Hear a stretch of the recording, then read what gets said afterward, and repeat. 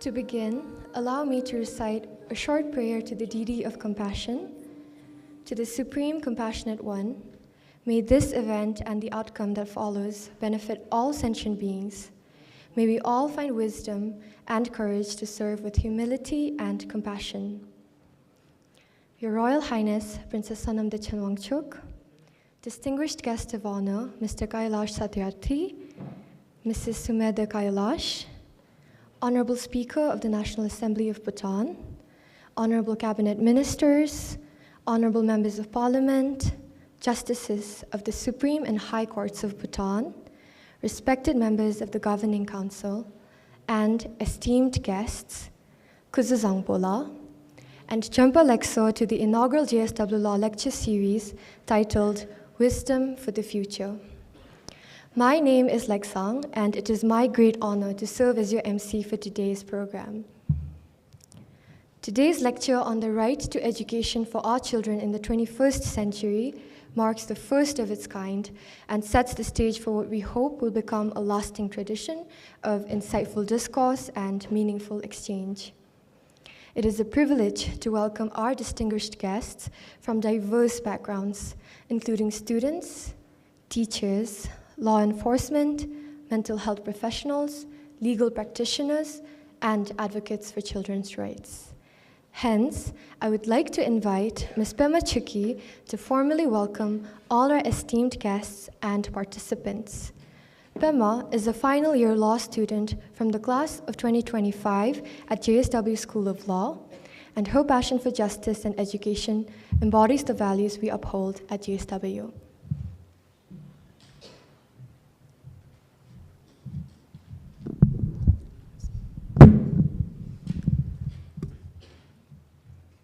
Your Royal Highness, Princess Sonam Dechan Wangchuk, the Honorable President of Bhutan National Legal Institute, 𝐺𝐻𝐻 Wangchuk School of Law, and the Bar Council of Bhutan.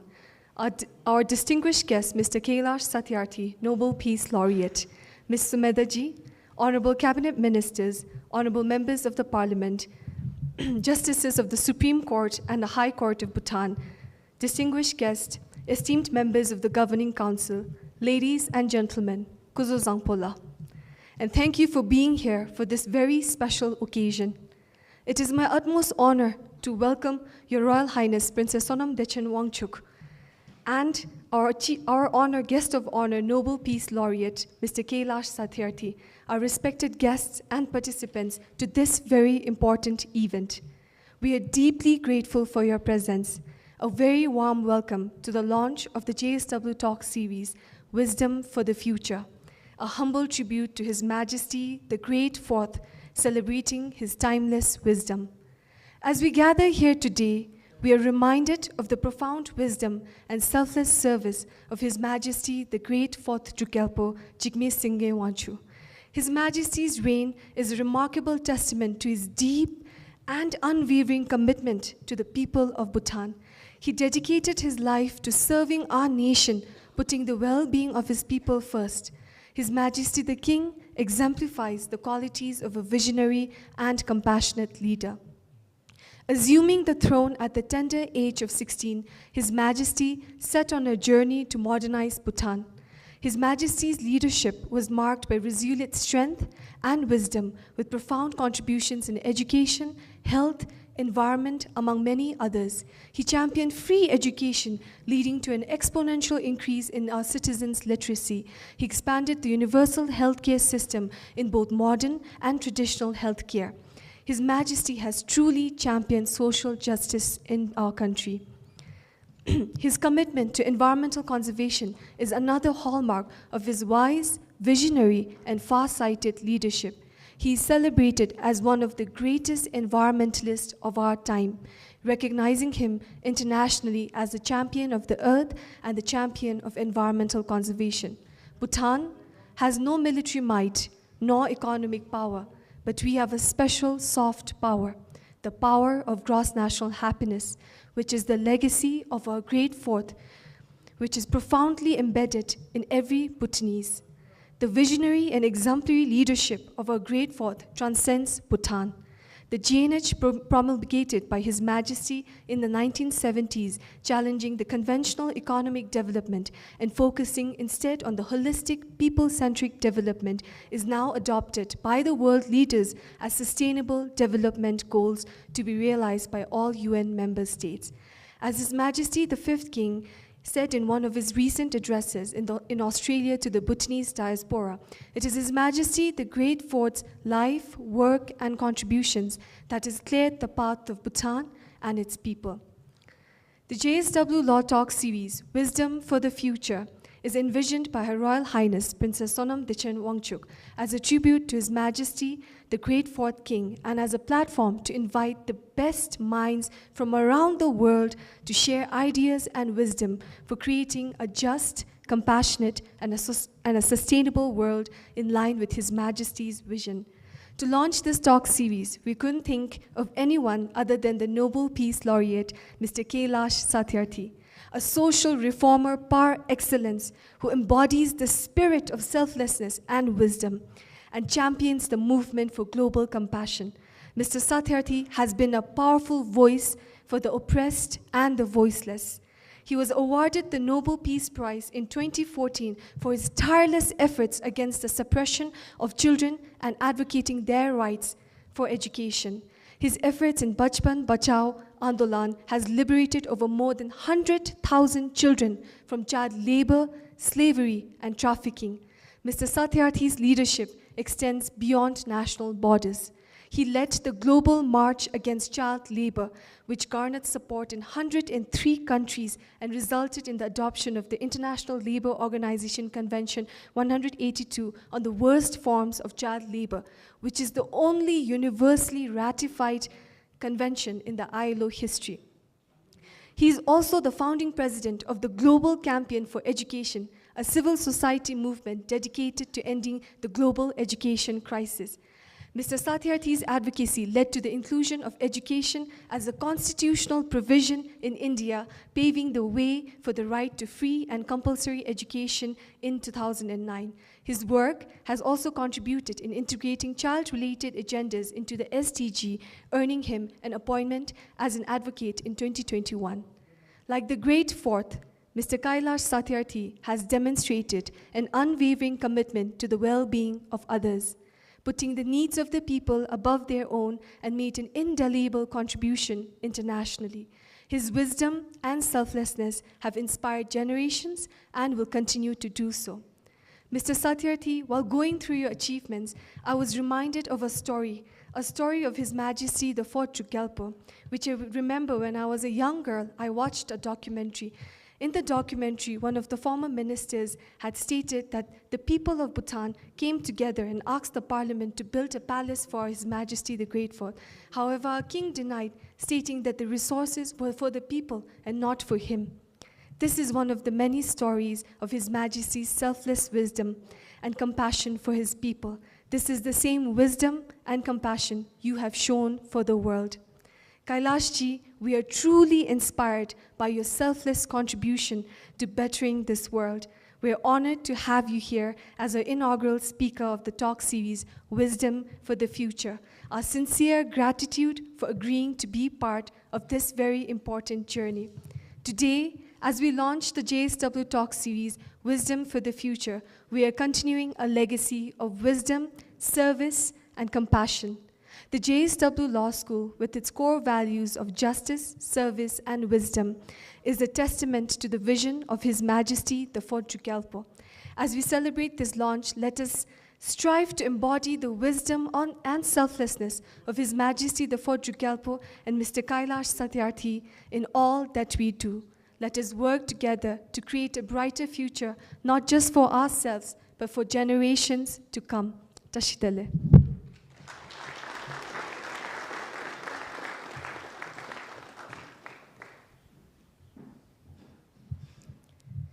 Thank you. Thank you, Pema, for your warm and heartfelt welcome. Your words have beautifully set the tone for today's program, and we are grateful to have you represent the voices of our youth. Moving on to the next event, As a part of today's program, we would like to take the opportunity to launch 2 programs that are closely aligned with the theme of today's lecture and hold great relevance to the topics we will be discussing today. JSW Law, inspired by the life work or the vision of His Majesty the Fourth King, specializes in interdisciplinary programs and research on G&H, sustainability, and law.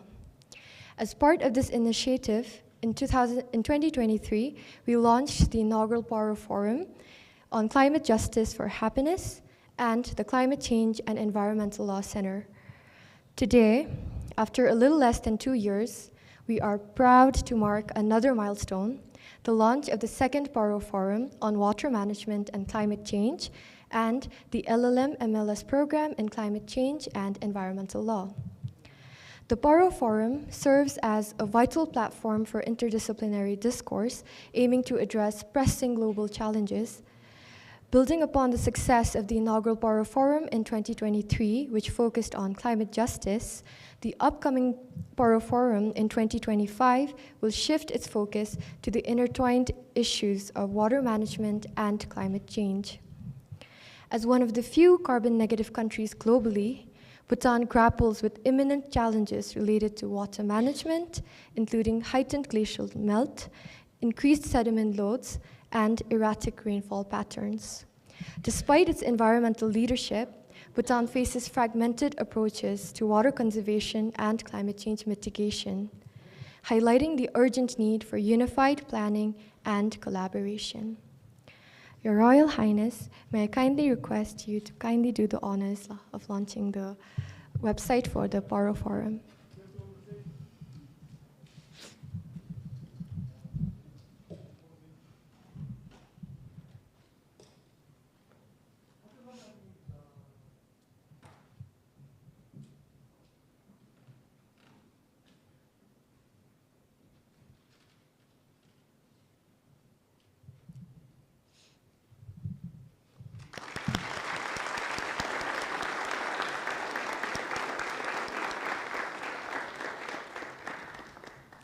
Thank you, Your Royal Highness.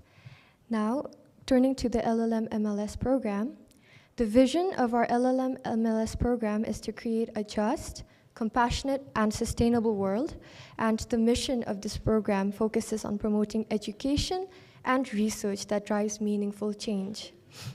The program employs an interdisciplinary approach by integrating legal studies with the social sciences, equipping students to tackle complex environmental challenges with a comprehensive perspective alongside human-centered values.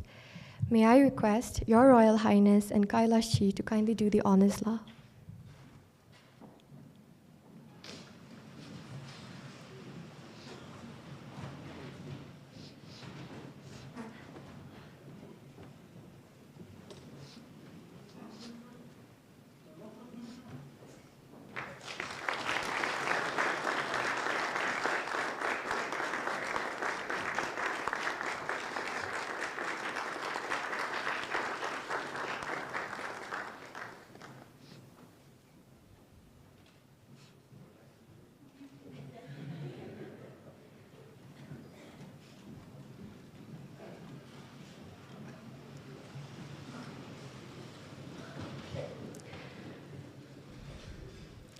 Thank you, Your Royal Highness and 𝐈𝐍𝐶, for joining us for the launch of these programs.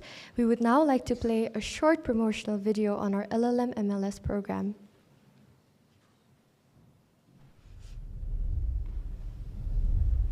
The world is grappling with environmental degradation, climate change, biodiversity loss, melting glaciers, and erratic weather patterns.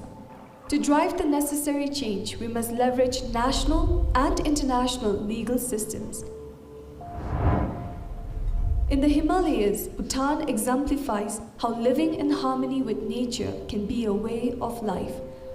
With over 70% of its land forested and as one of the world's few carbon-negative nations, Bhutan shows that the harmony between nature and the progress is achievable. Bhutan, despite leading the way in sustainable development, guided by the philosophy of gross national happiness, is faced with the hostile consequences of climate change. Glaciers are rapidly melting, river sources are fast drying, and it is experiencing irregular and harsh weather, causing damage to public property, homes, and lives. And yet, Bhutan is the land of possibilities and hope. Today, Bhutan is embarking on building a futuristic city, envisioned and spearheaded by the visionary king. A new mindfulness city is being built, which shall not only serve as a hub for global exchange and sustainable development, but also as a model city for the world, founded on gross national happiness and sustainability.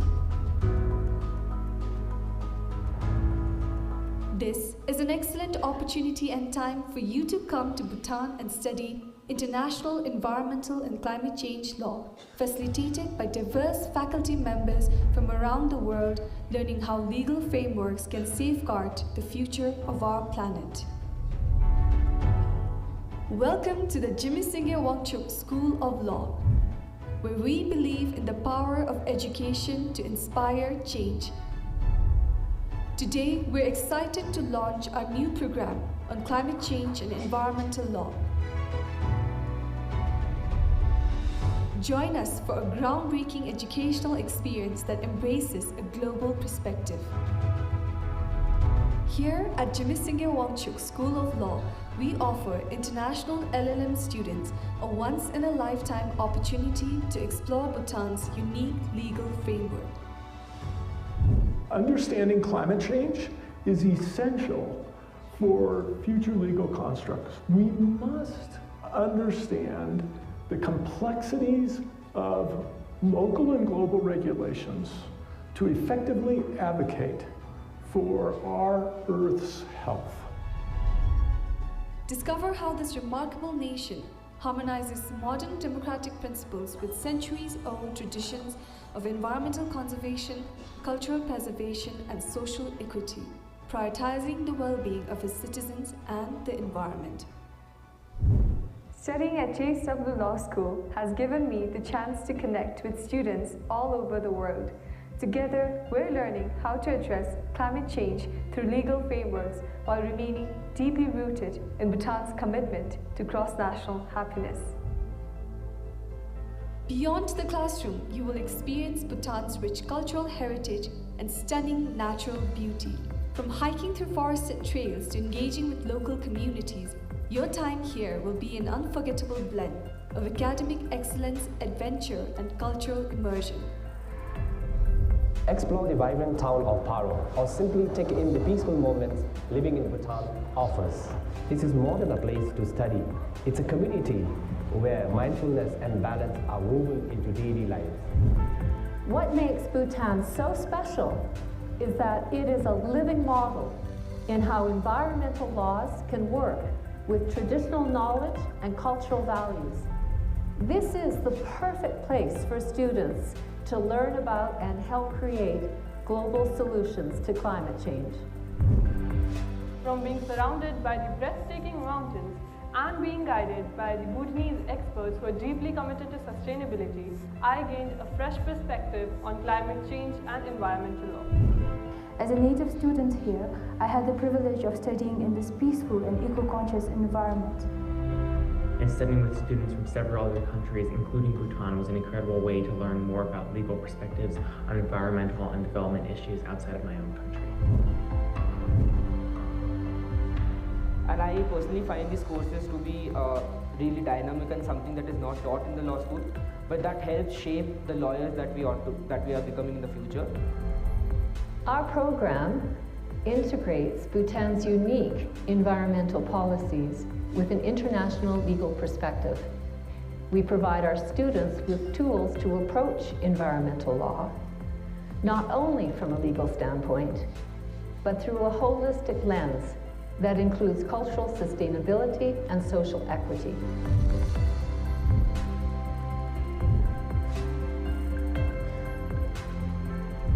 With a curriculum designed to meet with the challenges of our interconnected world, this program brings a global perspective to your studies. Your next adventure and career boost starts here in one of the world's most unspoiled environments. Join us at 𝐍𝐶𝐆𝐿𝐉𝐿 School of Law, where a world-class education meets an unforgettable journey into the future of environmental law.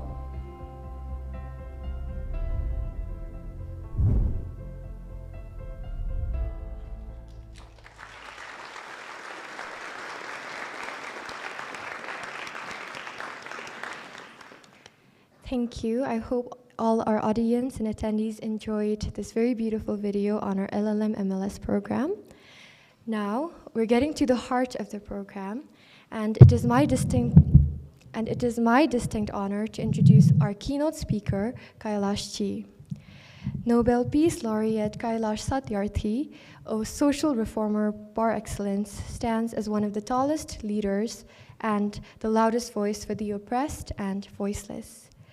Satyarthi ji was awarded the Nobel Peace Prize in 2014 for his struggle against the suppression of children and young people and for the right of all children to education. A global thought leader and the founder of the Satyarthi movement for global compassion, his dedication to social reforms and his unrelenting his dedication to social reforms is unparalleled. His fearless and unrelenting policy advocacy efforts towards the elimination of violence towards all children and the powerless have resulted in groundbreaking legislations globally. Through his organization, Bachpan Bachao Andolan, Mr. Satyarthi has liberated more than 138,000 children from child labor, slavery, trafficking, and other forms of exploitation, and has developed a successful model for their education, rehabilitation, and reintegration into mainstream society. The global march against child labor, which was led by Satyarthi ji, galvanized the support of 103 countries, resulting in the adoption of the ILO Convention 182 on the worst forms of child labor, which went on to become the only universally ratified convention in the history of the ILO. He is also the founding president of the Global Campaign for Education, an exemplary civil society movement working to end the global education crisis.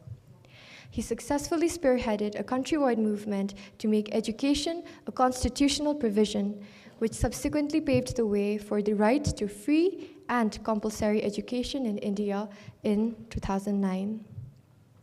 Mr. Satyarthi is credited for establishing 𝐸𝐿 International, which was previously known as RUGMARK, a first-of-its-kind certification and social labeling mechanism for child labor-free carpets in South Asia. He has worked to advance ethical business practices and to help businesses liberate the supply chains from child labor. He has been at the forefront of driving child-related agendas into the United Nations Sustainable Development Goals, SDGs, which resulted in the UN Secretary General appointing him as an SDG advocate in 2021. Mr. Satyarthi's Children Foundation is ensuring an end to the exploitation of children in India and around the world by addressing the inequality, injustice, and discrimination that lie at the core of child labor. Mr. Satyarthi has dedicated his life to realizing his vision of ending violence against children and building a world where every child is free to be a child. In 2016, Mr. Satyarthi launched Laureates and Leaders for Children, a platform for bringing together Nobel laureates and leaders who are committed to working together for the world's most vulnerable children. Alongside former child laborers and students, he also launched the 100 Million campaign in 2016 to inspire and mobilize young people to stand up and act for their rights and the rights of their peers. Mr. Satyarthi has been at the forefront of demanding social protection for vulnerable children living in African nations and other low-income countries. For him, every minute matters, every child matters, and every childhood matters. Mr. Satyarthi has received several prestigious awards, including the Parliamentarians for Global Action Defender of Democracy Award in 2009, the Alfonso Common International Award in 2008, the Robert F. Kennedy Human Rights Award in 1995, the Medal of the Italian Senate in 2007, the Friedrich Ebert Stiftung Human Rights Award in 1999, the Walk Hard Foundation Lifetime Achievement Award in 2019, the Mother Teresa Memorial Award for Social Justice in 2019, the Rotary International Award of Honor in 2022, the Honorary Doctorate Degree for Social Justice and Education from Amrita University in 2022, among many other accolades. In 2017, he received the Guinness World Record for largest child safeguarding lesson. Mr. Satyarthi's life and mission embody the profound impact of compassion, illustrating its transformative power to drive meaningful change. He strongly believes that compassion is not a weak emotion, but one that provides endless energy and drive to take compassionate action to alleviate others' suffering as if it were one's own. Through his latest movement, Satyarthi Movement for Global Compassion, Mr. Satyarthi aims to globalize compassion to promote a more just, peaceful, and sustainable world. Now, it is with distinct pleasure and deep honor that I invite our esteemed guest of honor, 𝐈𝐍𝐾𝐔, to the stage. Please join me in welcoming 𝐈𝐍𝐾𝐔 as he shares his invaluable insights on the right to education.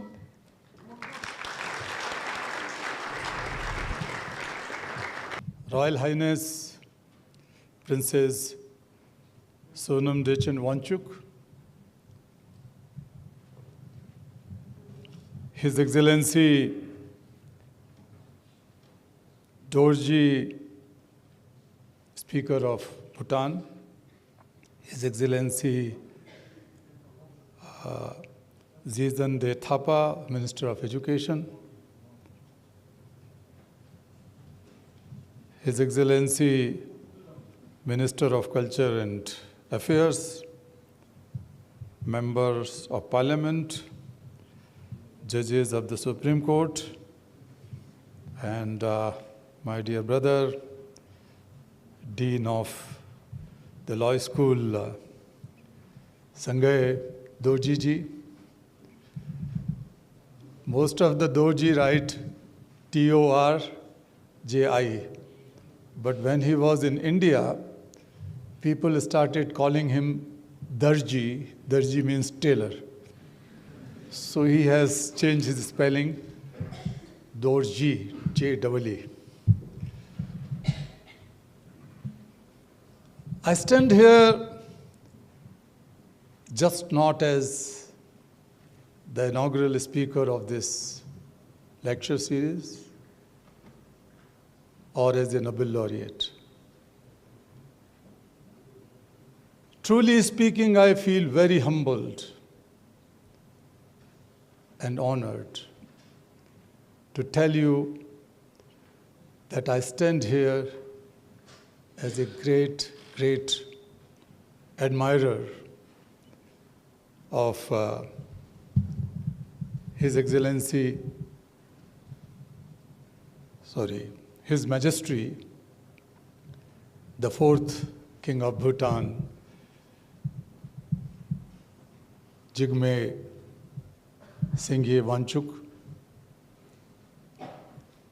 Whatever I learned and read about him and his life, his philosophy, his work, and his accomplishments,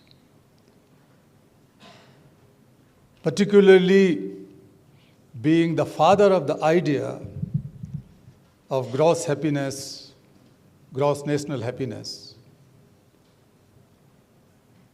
it was amazing that such a great visionary who did not vision but practiced it,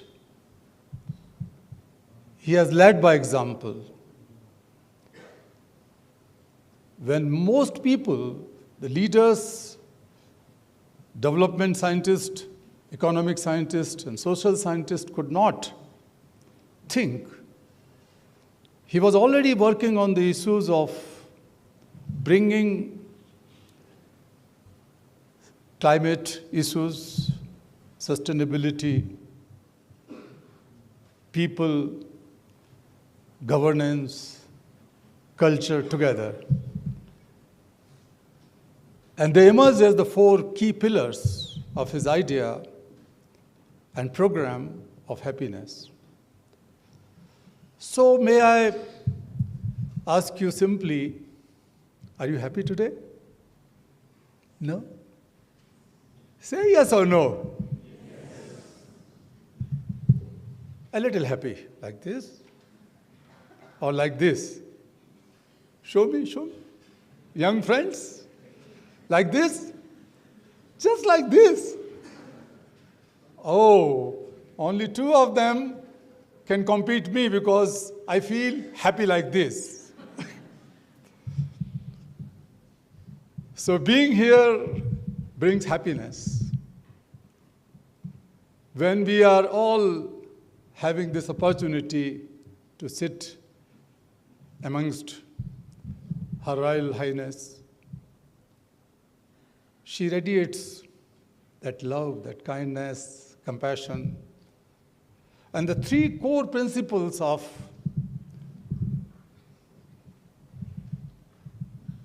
JSW University. It's justice, it's wisdom, and service.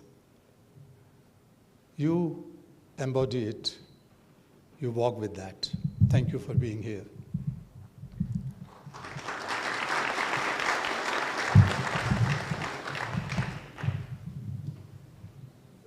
Today, we are talking about education. And very importantly, education as the future for wisdom. We are born with tremendous natural or divine gifts, but also with 2 natural and birthrights. The first birthright is right to life. We are born, so we have that right to live. And then we can evolve it, right to life with dignity, right to life with equity, right to life to live in peace. That is right to life. But the second, equally important right, birthright, is right to learn. Right from the moment we come on this earth, we start learning things. So if there is any obstacle in continuing learning, is against the will of nature. We have to create an environment, a culture, to guarantee this right to learn in the form of right to education. So today when we are talking right to education, we are reiterating the birthright which all of us have.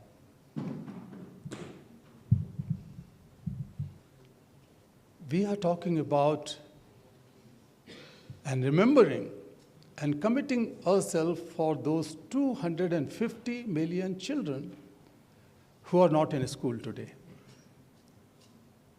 250 million empty seats in classrooms of the world means 250 lost opportunities.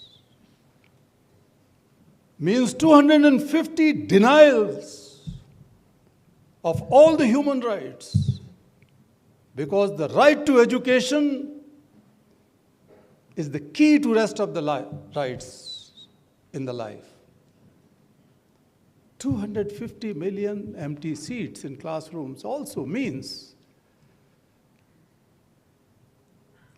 that 250 million missed chances of saving the environment.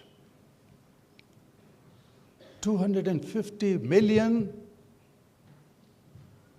seats, empty seats also means that these 250 million children must be engaged somewhere as child laborers, child slaves, victims of child trafficking.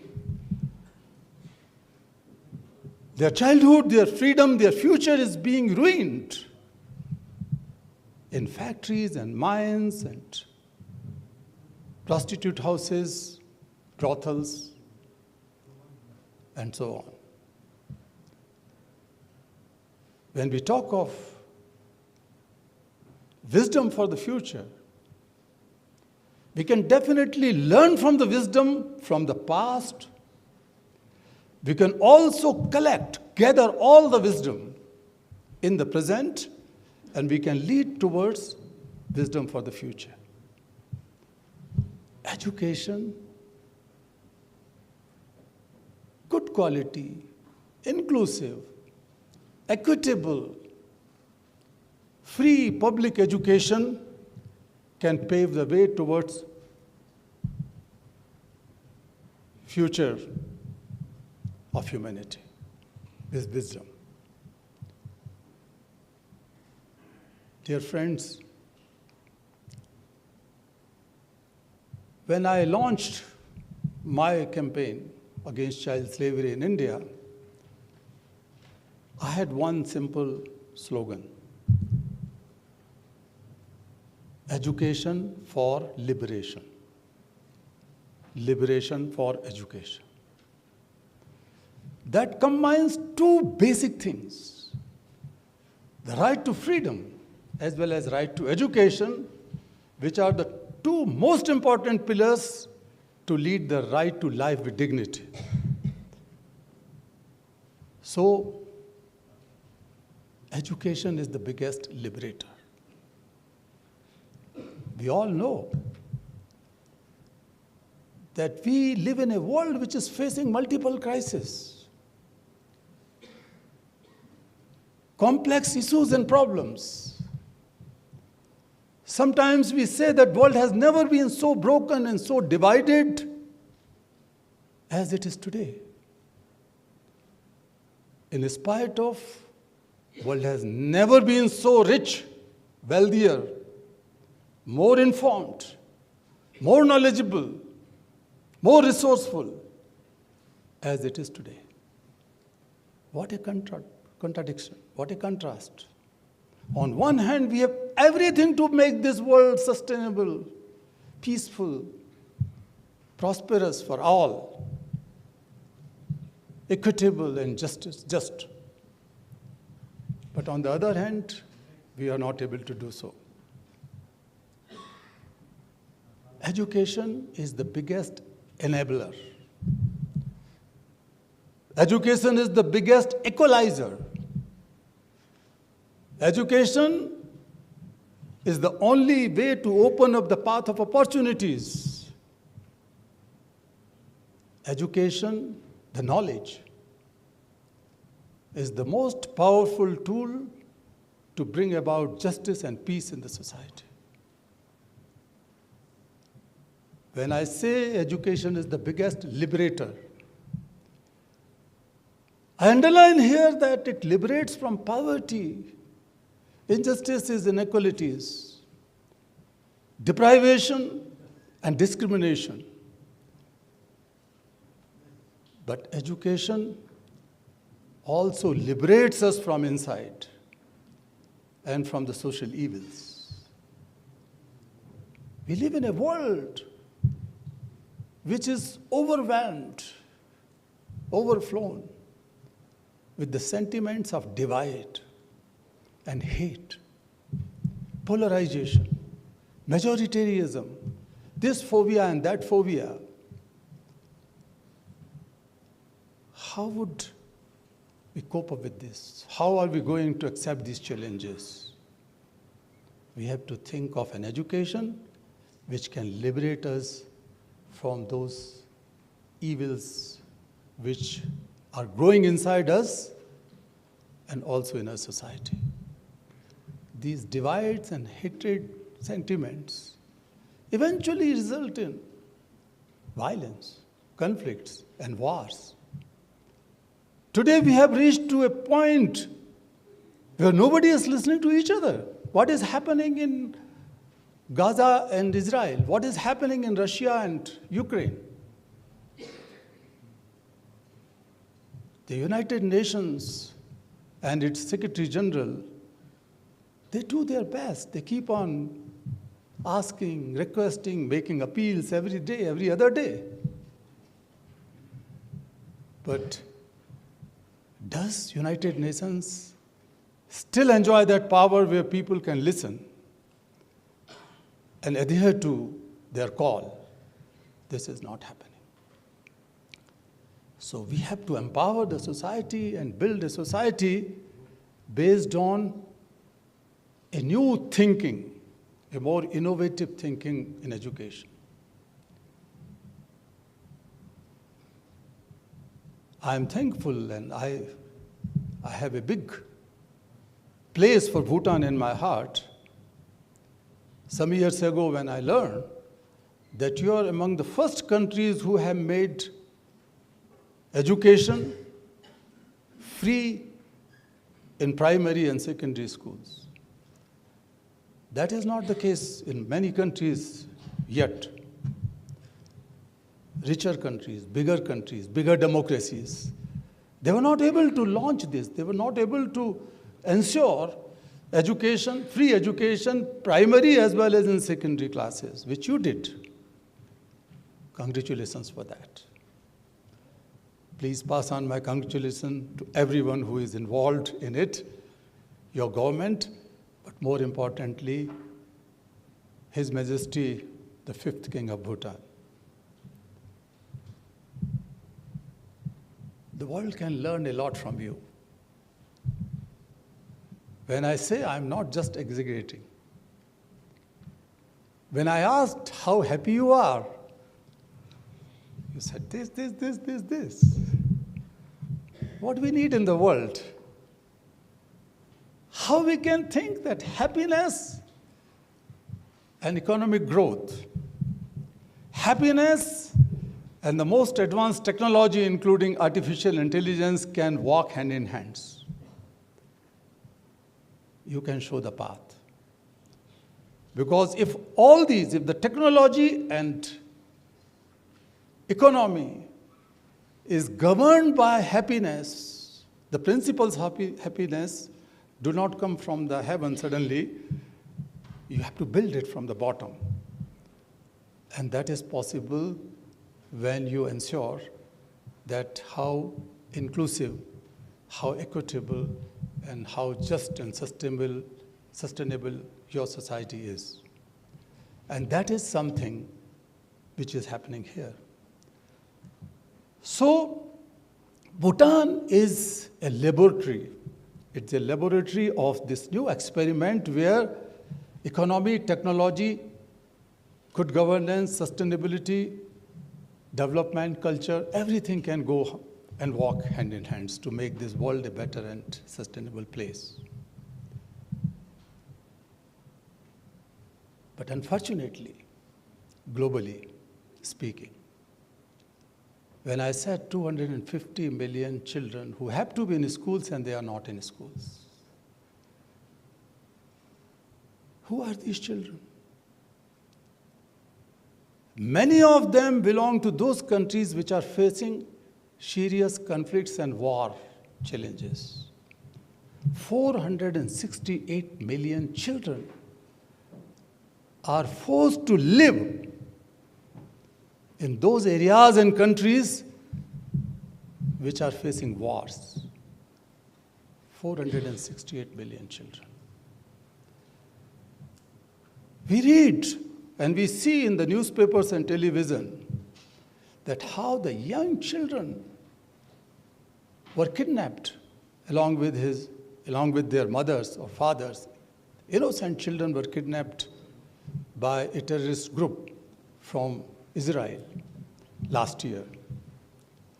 But we have also seen and we are witnessing the repercussions where the young children and the children who are not yet born in Gaza, Palestinian children are being assassinated, killed, maimed and orphaned, and they are not responsible for that. So the wars and insurgencies and conflicts are causing serious threat to education in the world. We cannot ignore it. When we say education for all, the goal of Sustainable Development Goals, Goal 4, which has to be accomplished by 2030, we cannot do it. We still have those socio-cultural impediments. The gender bias and gender discrimination in many parts of the world, which is another big obstacle in attaining education for all and right to education. 155 countries have right to education constitutionally today, and that's a great news. But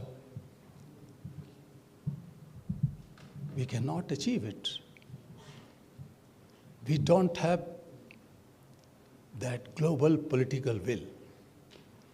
We don't have that sense of responsibility towards our children, which is needed today to ensure education and freedom for every child.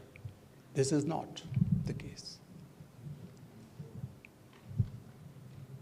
We need, according to the latest estimations from the UNESCO, we need $100 billion additional expenditure annually to accomplish education goal of sustainable development. $100 billion. And how much is that $100 billion? That is less than 2 weeks of global military expenditure. If for 2 weeks the whole world decides that we are not going to fight wars, we are not going to waste our money, our resources in weaponry, just less than 2 weeks, 12 days or so, we can ensure education for every child. We have to raise this voice. As I said before, and I underline here that you are the laboratory of proof. You are proving that happiness can be possible and it can work hand in hand with other things. I am very, very pleased, my wife and I, to feel the aspirations among young people. Bhutan is very fast growing nation of aspirations. We have to hold that power. Aspiration is the biggest power. When you start dreaming to make this country a great country in the world, you will do it. I don't say you can do it, you will do it. If you have so many good qualities. What is needed today in the world is to prioritize certain things. Investment in education. The national governments committed that, and I was the part of all those major international discussions, being the part of many of the UN committees in the past and the high-level groups on education and so on, that at least 20% of the budget would be put for education. But most countries don't do it. We all know that many years ago, almost 20 years ago or so, the world has committed, the rich countries have committed to invest 7% of their GDP in the overseas development assistance. But they miserably failed to do so. This is the time when they have to see the hope in the world. I call upon the rich nations to invest here in Bhutan. Because you will bring the future ahead. The future that is filled with wisdom and compassion.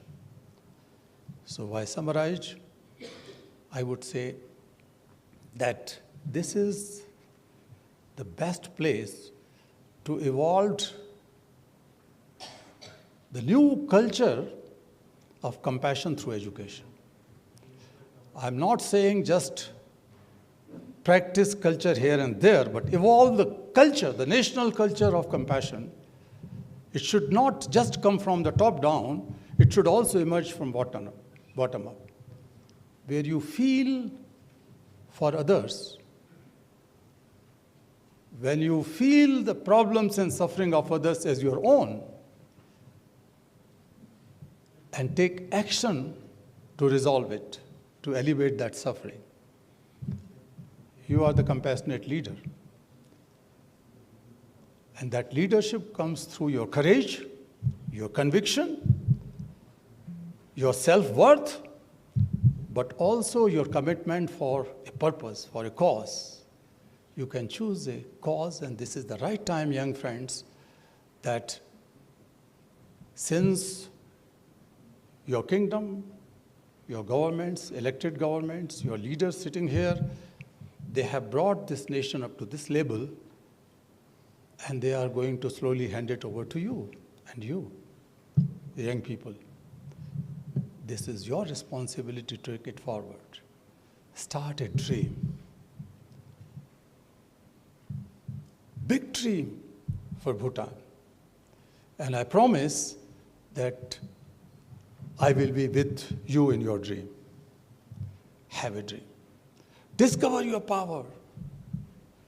Discover the opportunities from outside. And then act now. Do it now.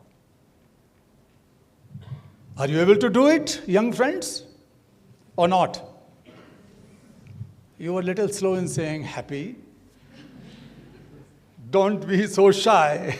You were shy. I said that, are you a great admirer of JSW, His Majesty? Are you? Who is the biggest admirer? Do you want to carry forward his dream? Yes. Do you want to fulfill his dreams? Yes. Do you commit yourself to do so? Yes. Say loudly, yes. Yes. Who will do? Say, I will do. I will do. Every one of you. Who will do it?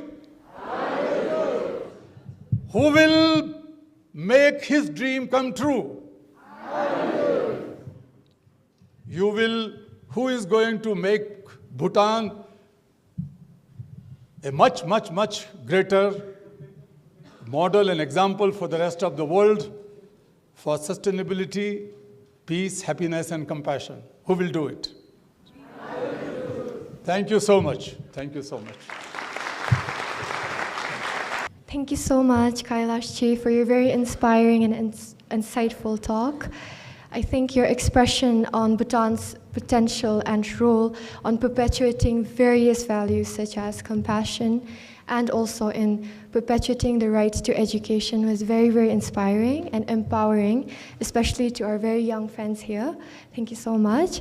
Moreover, your articulation on the interconnectedness between education and liberation moved me very deeply, and how you expressed that that education is the most powerful tool for liberation was very, very inspiring. Thank you so much for your very insightful talk and for your powerful call of action to protect our most vulnerable children who are affected by armed conflict.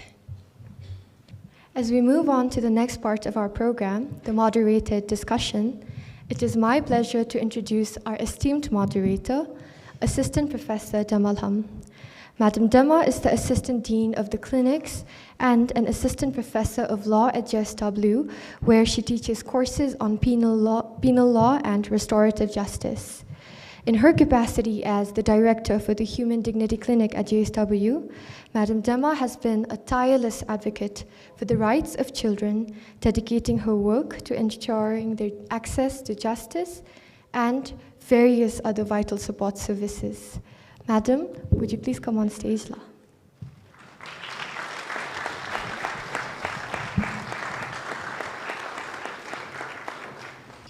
Thank you, Leksang. Your Royal Highness, Princess Sonam Dechan Wangchuk, Your Excellencies, distinguished guests, teachers and students from different schools in Thimphu, ladies and gentlemen. Thank you for being here today in today's session on what lies at the heart of a just and equitable future, right to education for our children in the 21st century. In an era defined by digital advancement, social changes, and a shifting global landscape, education, as Mr. Kailash so eloquently stated in his talk earlier, is the most powerful tool in empowering individuals and changing lives. But education, as we all know, is not a privilege for a few, but it is a fundamental right of every child. Yet, as Mr. Kailash already stated in his talk earlier, it's a right that is denied to millions of children around the world. So, and this implication of this denial to many children around the world can ripple beyond the lives of individuals, as we all know, affecting families, communities, and eventually impacting the entire country as a whole. So today, we are privileged to hear from a man himself, Mr. Kailash, who has worked many, many years in advocating and fighting for child's rights around the world. Thank you so much, Mr. Kailash ji, for being with us here today and for sharing your powerful insights on right to education for our children in the 21st century. We must commend you for all the work that you have done, and we thank you for transforming the lives of many children on behalf of the many children whose life you have transformed. Thank you so much. Many of us here in the room today have only heard and read about your achievements.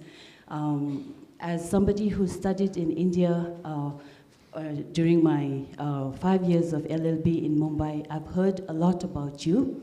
And I became a fan of yours actually only after watching the documentary titled The Price of Free.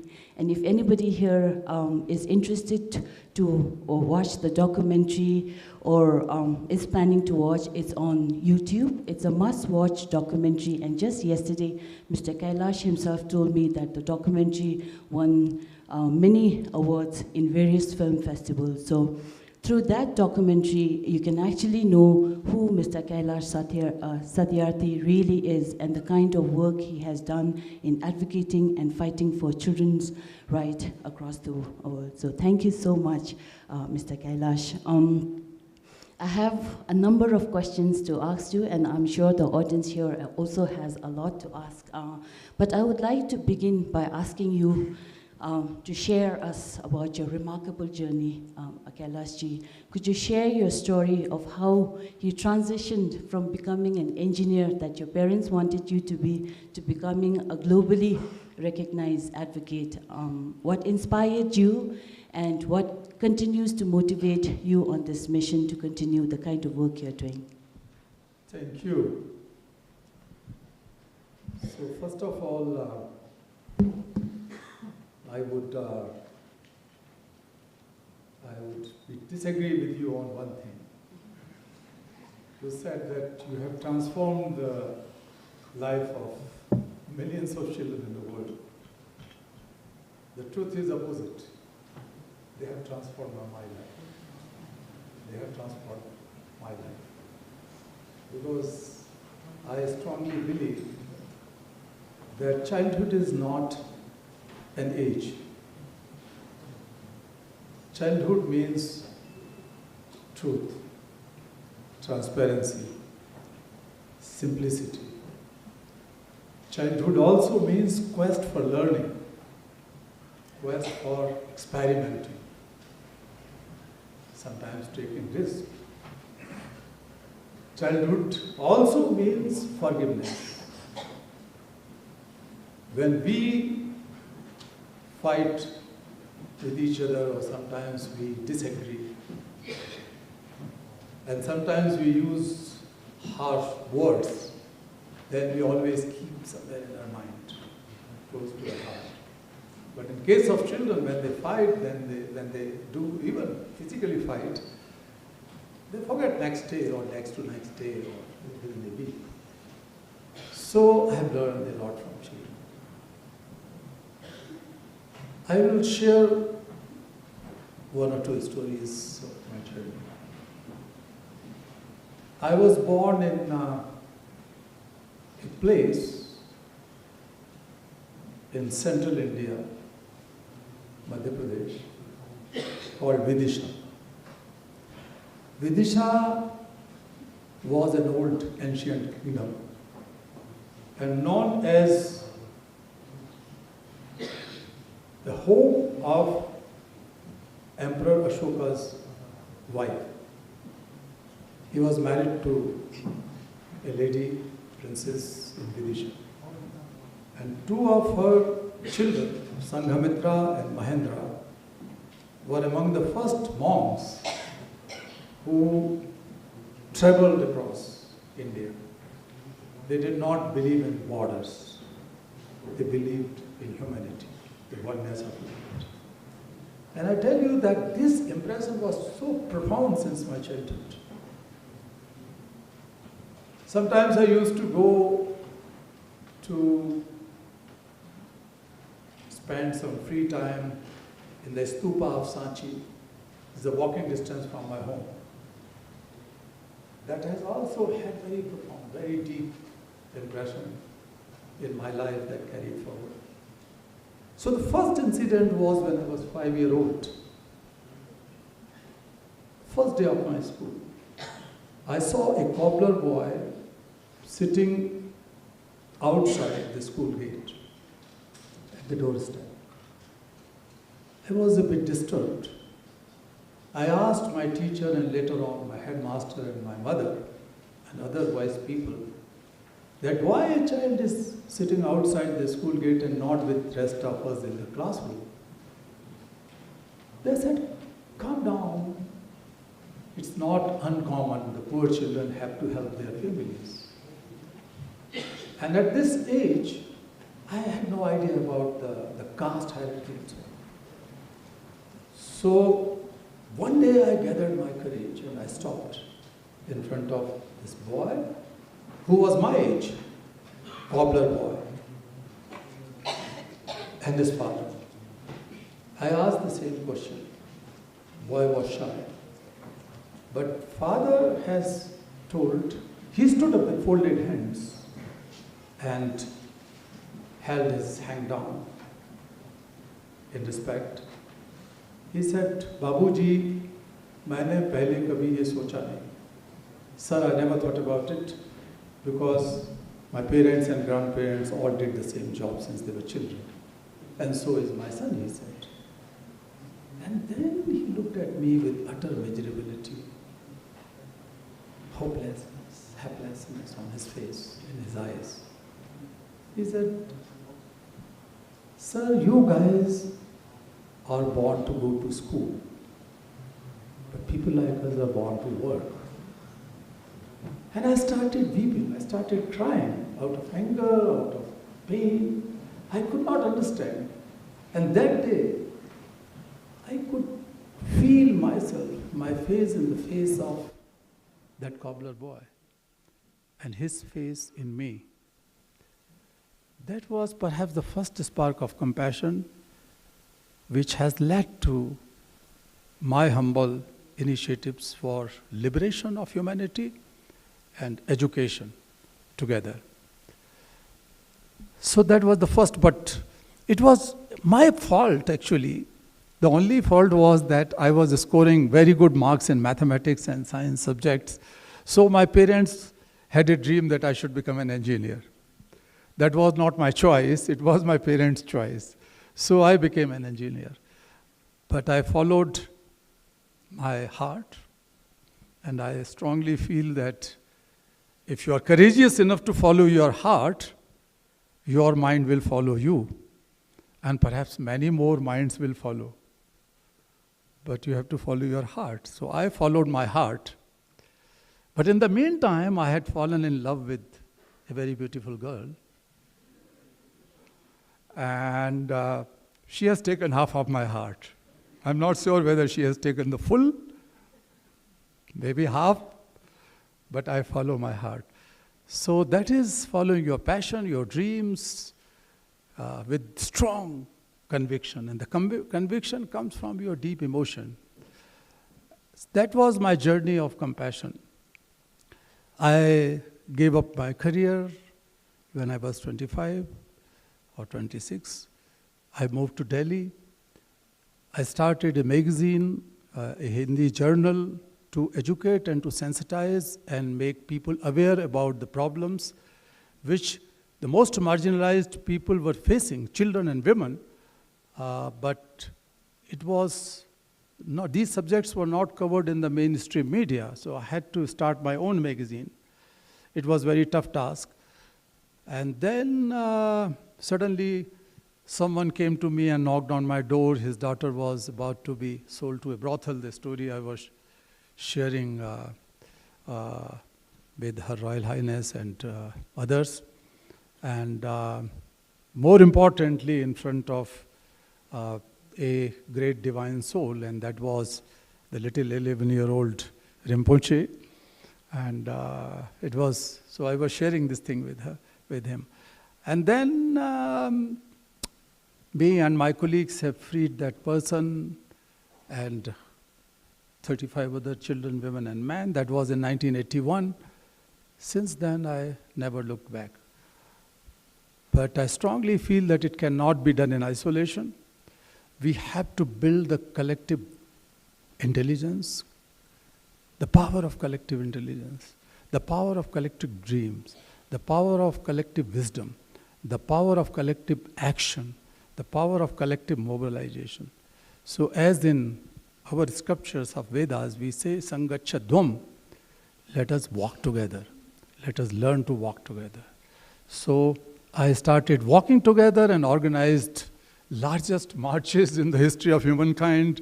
This global march against child labor covered 80,000 kilometers distance, which is double than the periphery of the earth, from 3 corners of the world, from Manila, from Sao Paulo, and from Cape.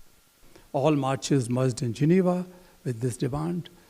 We fought for education rights, we fought for laws and constitutional provisions across the world, and gradually we succeeded in many things.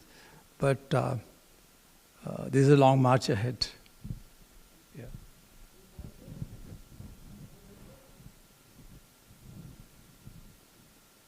Was there a reason for you to choose a route from Satyarthi? Yes. So, in brief, my family was a Brahmin family, the highest caste. And they used to practice untouchability as almost all others did. And somehow, I never liked it. I was watching that some sweepers women used to come and clean our open toilets, and they had to carry the filth on their head. And it was so disgusting to see all these things, but it was not uncommon those days. But these very women were untouchables, and they were not allowed to enter into the temple, they were not allowed to go to any restaurant or tea shop, not in our houses. So my mother and my sister-in-laws, they used to throw rotis, chapatis, the bread and other things in their buckets, because they used to come in the evenings, and when they would come in the evening to collect some money or some food or something, then people used to throw from the distance so that even the shadow of those untouchable women or men is not touched by anyone. So I felt it very bad. That was the situation. Now situation is, I won't say completely changed, but drastically changed in a positive manner. Education was the key in changing that, transforming the society. So I thought that I should organize a feast to celebrate Mahatma Gandhi's birth centenary, because everybody, all leaders were talking against untouchability and this discrimination. So I was very impressed. So when we organized the feast, which was cooked by untouchable women, and the leaders were invited to eat, we invited the leaders. They agreed, but none of the leader of my town turned up until the late evening. And when I started eating that food, along with 4 of my other friends, I cried again out of anger. And I love to be angry. But I strongly believe in the power of anger that should not be wasted in violence, revenge, hatred, fight, conflict, inside and outside, anywhere. The anger is that energy which we should keep, we should preserve, and then slowly channelize into ideas and action. The ideas for equity and justice, and action for justice. So, against this social discrimination and all kind of injustices which are going on, if we are not angry, not in negative sense, but in positive sense, that anger can lead to solutions of those problems. So I started eating. I ate. When I came back home, the priest people, the high caste people from my family and my friends' family, they were gathered at my home, and they were all threatening my parents and family to outcast, because they were blaming that their son has made such a big sin. So when I reached home, almost in the middle of the night, I saw this drama going on, this theater, and that made me more angry. I said that, what nonsense. We go to open toilet and we go to latrines, and these women and men clean up our latrines. So who is dirty? They are cleaners and we are creating dirt. So they are sweeping the roads and we are making them dirty. So who is clean? So these people became very angry, and finally they said that this boy has to be taken to river Ganges for holy dip. And then he should, when he comes, then 101 priest, Hindu priest should come, and he should wash their feet and drink sprinkles of the water and all kind of this nonsense, I would say. So I said, no, I will not do it. So then everybody said that, okay, so the family is not responsible, this boy is the sinner, and this boy should be outcasted. And they have given me a separate room for years. My mother and my sister-in-laws, they were very, very sad, actually. I was the youngest in the family, so I used to eat with my mother inside the kitchen, and that is gone. So they had to offer me food from the distance and would push in my room, and I was eating. My drinking pots, my drinking water was separated and so on. So that was a kind of imposed discrimination, caste discrimination I had to face for some years. But that very day, I thought that who are these people to outcast me? I will outcast the entire caste system. I will throw it away from my life. I never believed in kind of discrimination, even before that. So, inspired by the people like Sanghamitra and Mahendra and Buddha and Rama and Krishna and all those great people in my country, Swami Dayananda, Vivekananda, there were a lot of great people. So, or Mahatma Gandhi, definitely. So I decided that the best way to do it is to give up my surname, because the surnames, as you know, in India and Hindus are normally the caste names. So I gave up caste name and gave this new name Satyarthi to myself. And the simple meaning, seeker of truth. I never claim that whatever I have achieved is the ultimate truth. I can never claim. And whosoever claims has stopped his journey. I always say that question mark is the life, because life goes on.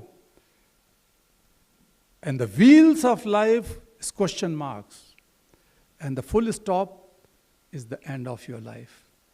All the revolutions, all the transformations, all the science inventions, and all the civilization evolutions were driven by question marks. So keep on questioning. If you reach to a conclusion quickly, then you stop your journey. So I never stop my journey.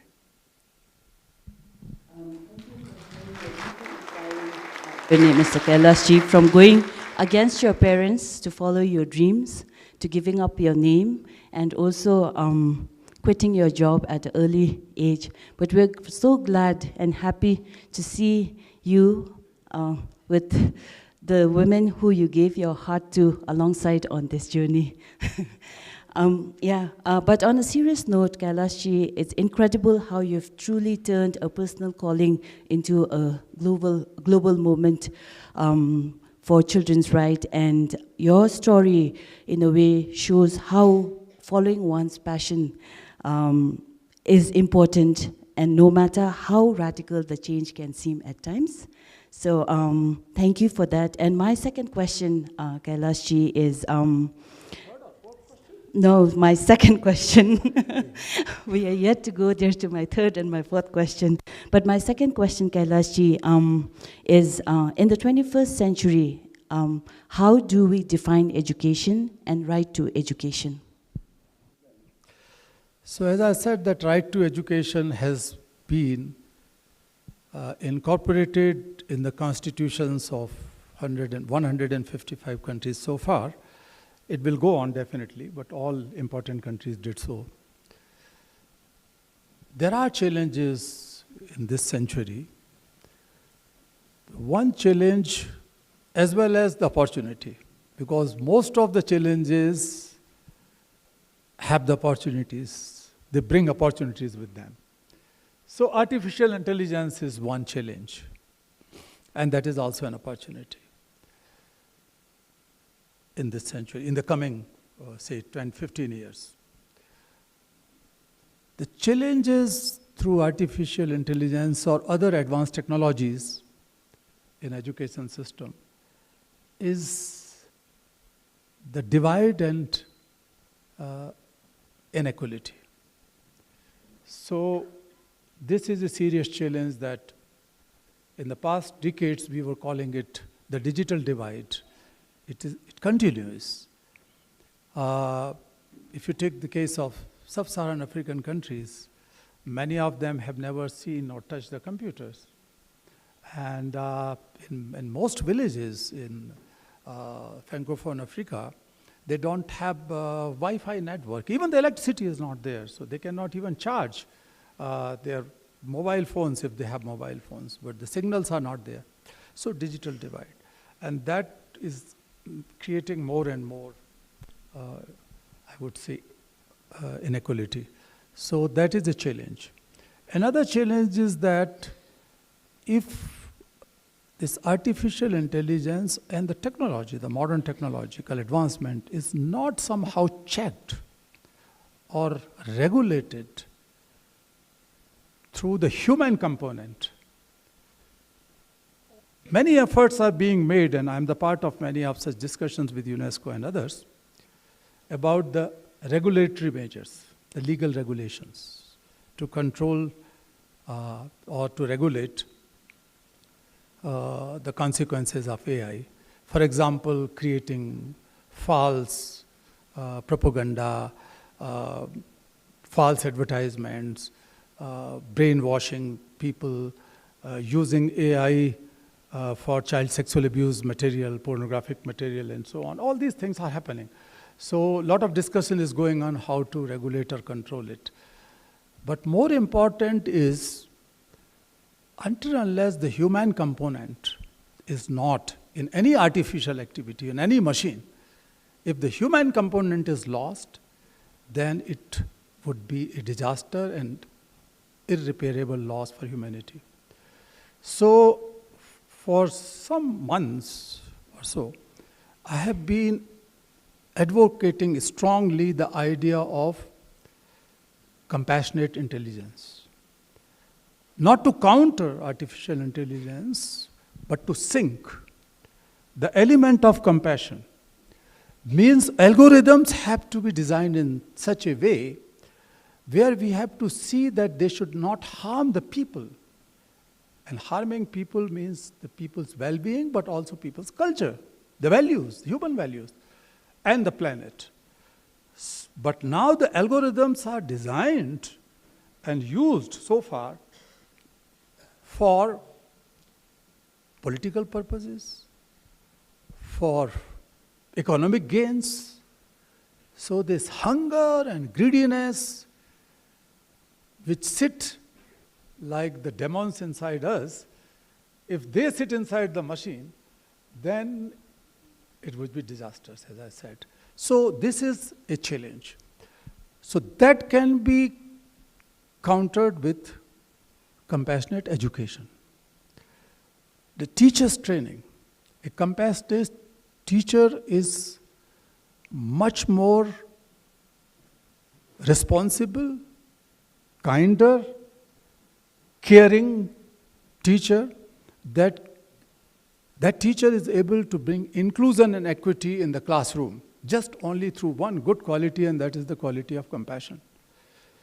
In pedagogies, if we are able to teach compassion in practical forms, I always advocate compassion in action. Compassion is not just for preaching, but compassion in action. And that could be taught through experiential learning, that could be taught through examples. There are great examples in the world, in every walk of life. Those examples could be used. Your own example is the example of compassionate leadership. And other countries, other children and young people can also learn and be inspired with it. So this is the future.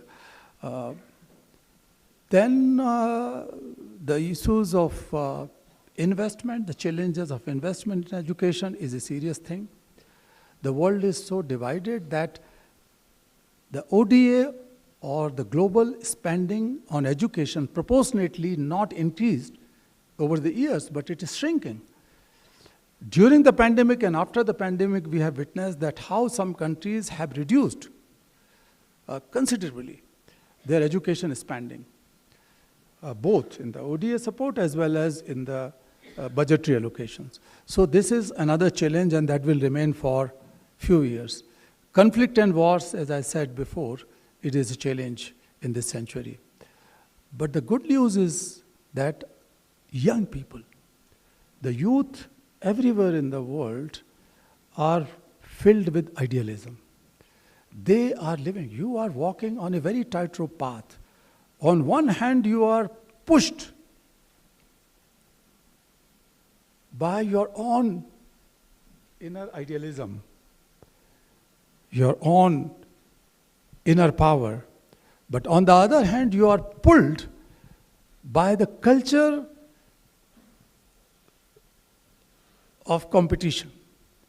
You live in the world of competition. You live in the world of transaction. This is the transactional culture.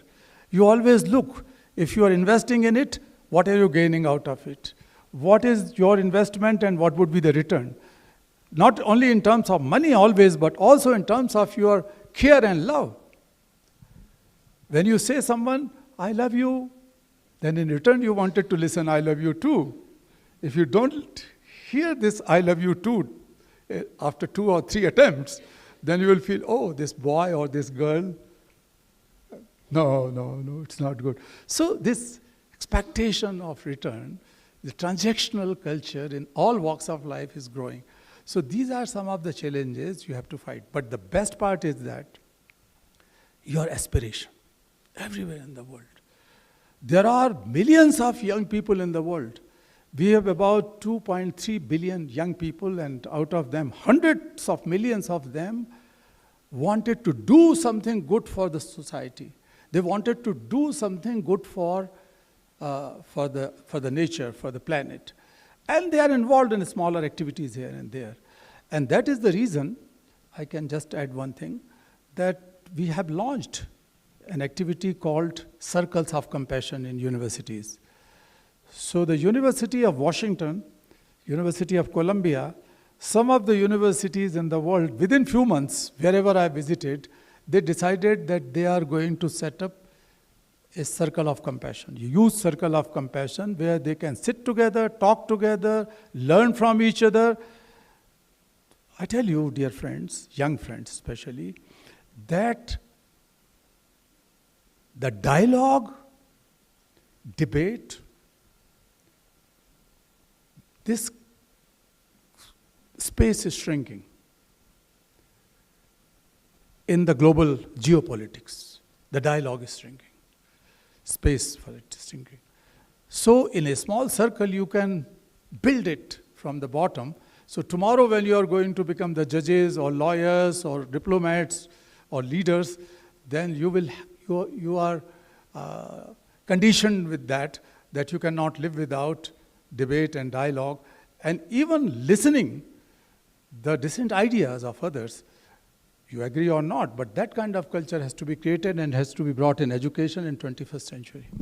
Yeah. Kailasji, because you mentioned compassionate education, how do you see compassionate education as a key driver in promoting peace, justice, and equity? I know you just mentioned compassion of circle, that could be one, but are there others, and how can we do it? Yeah. So, compassion is not, for me at least, you will forgive me if I'm wrong, but in my own life I learned that my drive, my inspiration, and the only inspiration I underline here was compassion. But then I articulated it, that what were those characteristics in my idea of compassion. First of all, compassion is innate. It is inherent, it is inbuilt in each one of us. It is psychological, it is neurological, it is biological. We are all born with that. Every mother, when the child comes in the womb of the mother, her worldview, her behavior changes, and these neurological changes come out of compassion for her unborn child and then the born child. All kind of things come. So I'm not going into the detail. So this is innate, biological. The second thing is that it is not a weak or soft emotion. Thirdly, compassion is not kindness. Compassion's reflection is kindness. Compassion is not mercy. Mercy is its reflection. Compassion is not sympathy. It is the reflection in behavior, sympathetic behavior. Compassion is not even empathy. It is different. So, being empathetic, being merciful, being kind is a good idea, great idea, great. It will make you a great human being. But when it comes to those structural and institutional causes of injustices and sufferings, then only kindness won't work. Kindness will go on as reflection, as I said, as one of the properties which comes out in behavior, in practice. But even empathy cannot solve. When somebody is dying in a well, and you see and you feel that you are dying because his or her pain becomes your pain, and you are so overwhelmed or drawn with that pain, then you are not going to take him out, because the wisdom is lost in that. There is a danger that wisdom is lost. Wisdom is the key. The mindfulness is the key. Awareness, self-awareness is the key, which will help you to find out that how you can take and save that person who is dying. And that is compassion. Because compassion brings together this awareness, self-awareness, which is not lost in compassion, and the wisdom which gives you courage and innovative ideas to find solution to alleviate the problem or suffering of others. So that has to be the part. So that is compassion for me. So in simple words, I say that compassion is selfless, mindful problem solving. Selfless, mindful problem solving. If you solve any problem of the world, your own problem or your neighbor's problem, selflessly, that is compassion. So it is not something which is a very heavy spiritual value or virtue. We all have that compassion. But our compassion is, covered with many layers during our upbringing, during our education system. So education should liberate us from the layers of ego, the layers of too much selfishness, self-centric. That should be education which can eventually lead to solutions of the world. And I don't see any other way to finding solution. Because I have been talking, yesterday also I referred, that the biggest issue in the world is that the disconnect between the problem solvers and problem sufferers is growing. Not only growing, but broadening and deepening. And that is resulted in the loss of sense of moral responsibility, the loss of moral accountability too, loss of moral compass. The leaders are moving, going, carrying, their slogans and their flags in their hands. I sit sometimes in the UN General Assemblies and I see that everybody was praising for his country, himself, his accomplishment and so on, because the listeners are sitting in their respective countries. So when it comes to solving the global problems, it is more rhetoric. So I'm very blunt on saying this, though I am also the part of many of these things, but I can say with honesty that we have to create a culture of problem solving. Not just, complaining for the problems. In our own personal life, through education systems, we can do it. So that would be the compassionate education which will help in solving global problems. Message on what it means to be compassionate in a selfless way, and how compassionate education can be a key tool in solving many of our problems in the society. With that, I think I will hold my questions for a while now. I don't want the audience to get upset with me for taking all the time and asking the questions. I'll open the floor for questions if you have any to Mr. Kailash.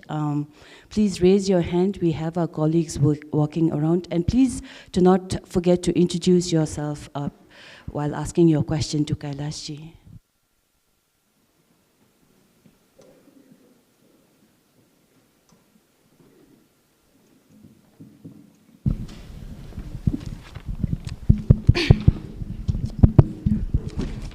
Kuzuzangpola, Your Royal Highness Princess Sonam Dichenwangchuk, esteemed guest Mr. Kailash Satyarthi, Excellencies and guests.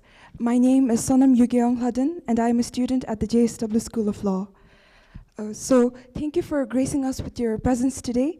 I cannot tell you how in awe I am of your actions and how moved I was about the experiences that you shared. I am equally impressed with your disillusionment with the caste system and your inherent belief in the rights of all human beings. So there are myriads of injustices that are committed against children every day, all around the world, and children in countries in Africa. Children as young as 5 work with dangerous weapons in dangerous conditions in order to harvest cocoa, in order to work for the chocolate industry. And children in the Congo, they mine cobalt in very dangerous conditions, in very atrocious conditions, which leads to either death or injury.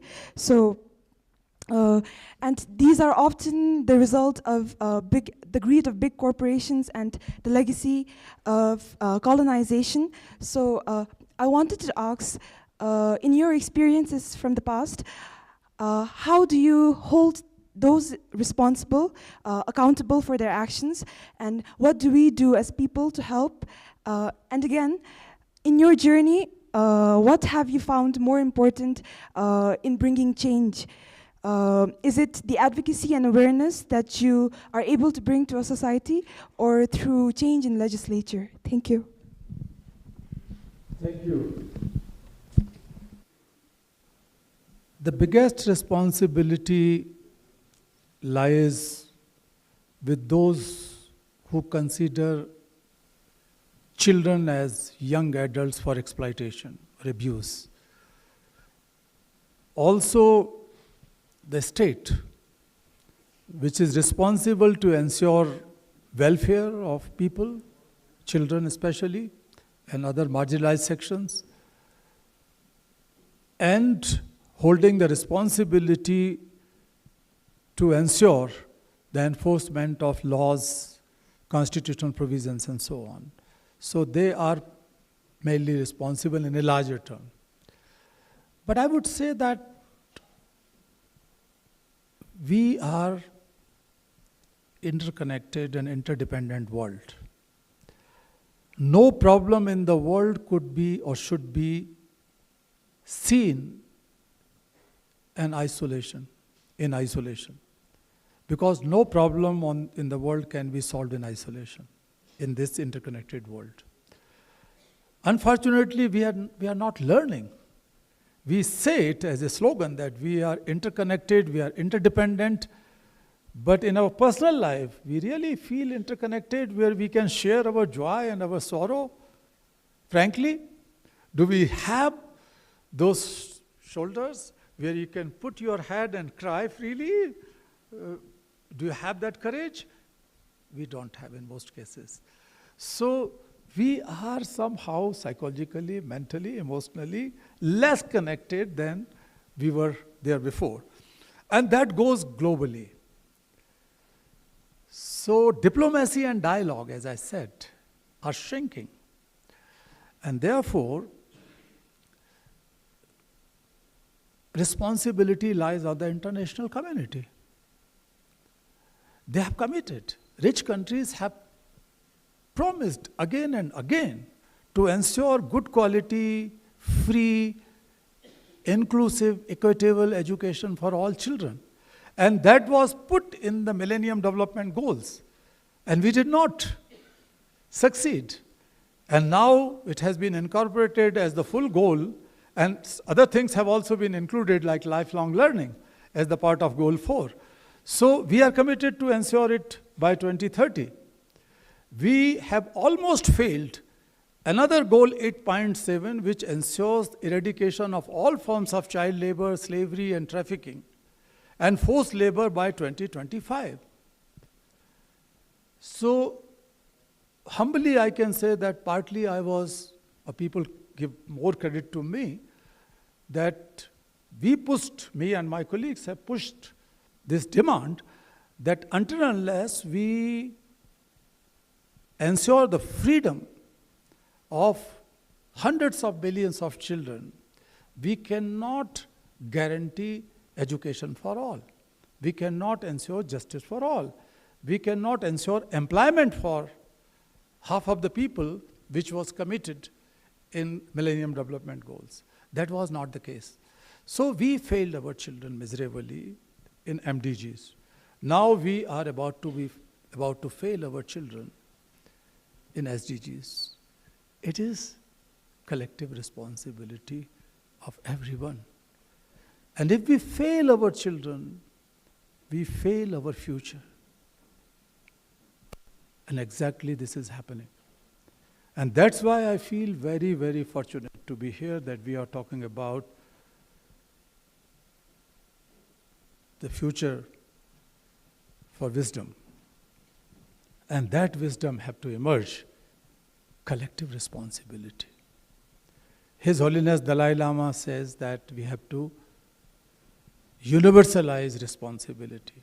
And this is exactly, in other words, I am trying that let us globalize compassion. We have globalized markets and economies.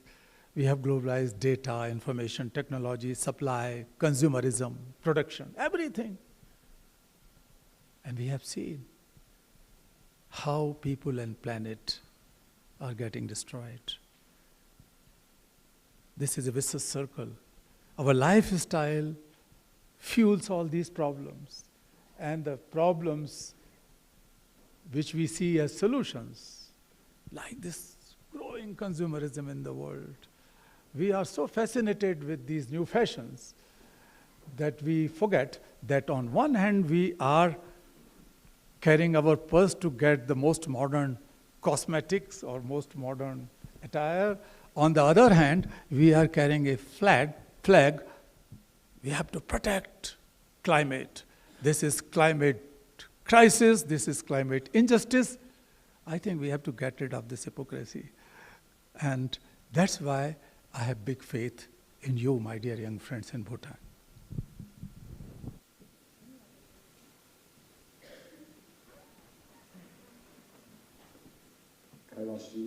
Your wisdom and inspiration. My name is Tim. I'm a teacher at 𝐈𝐶, a school that aspires to bring to life the vision of gross national happiness in education. And we're a school that really believes that the heart of education is the education of the heart. At our school, we really strive to promote student well-being through mindfulness, lessons on compassion, on forgiveness, on care, designed for change, empowering our students to be change agents, change makers, and inspired by Her Royal Highness and Bhutan's traditional community mediation method, Nanka Nandri. We also, when we have conflicts at our school, we use restorative justice circles to resolve that conflict with the understanding that hurt people, and healed people heal people. And so my question for you, Kailash-ji, is, you've spoken quite a bit about the right to education, access to education, making sure that kids who are out of school can be brought into school, and that's incredibly important. And alongside that, when kids are in school, my question for you is, what more can schools be doing to promote compassion in education? What are the skills that our children need for the 21st century and for the future? Thank you. So I've already said it a couple of times that we have to find the ways that how we can incorporate compassion in action, practical compassion or applied compassion in our pedagogy.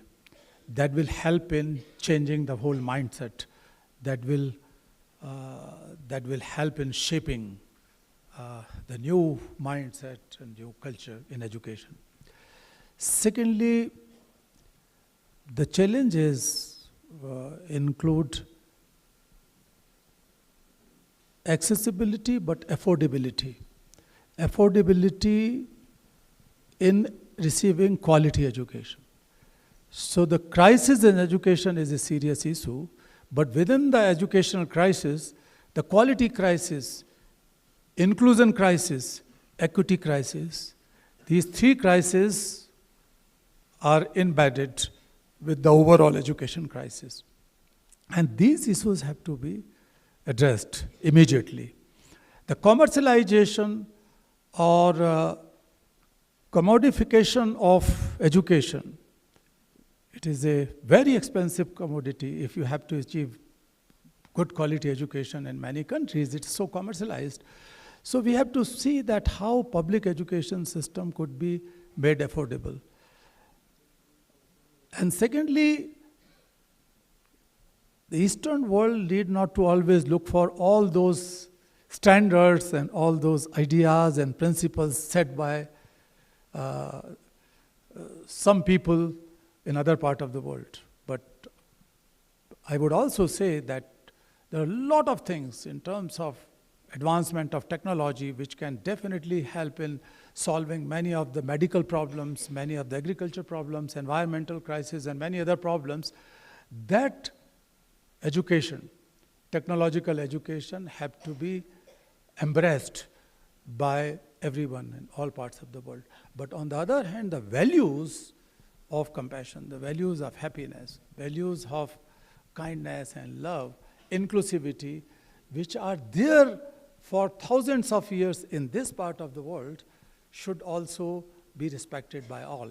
So this is one world, and it's always a mutual learning, the opportunities for mutual learning, mutual inspiration, mutual experience, and we have to strengthen it instead of just copying other things from India or from America, or Indians copy from America or from somewhere Europe. It is not needed. We have to learn from each other as one world, one family.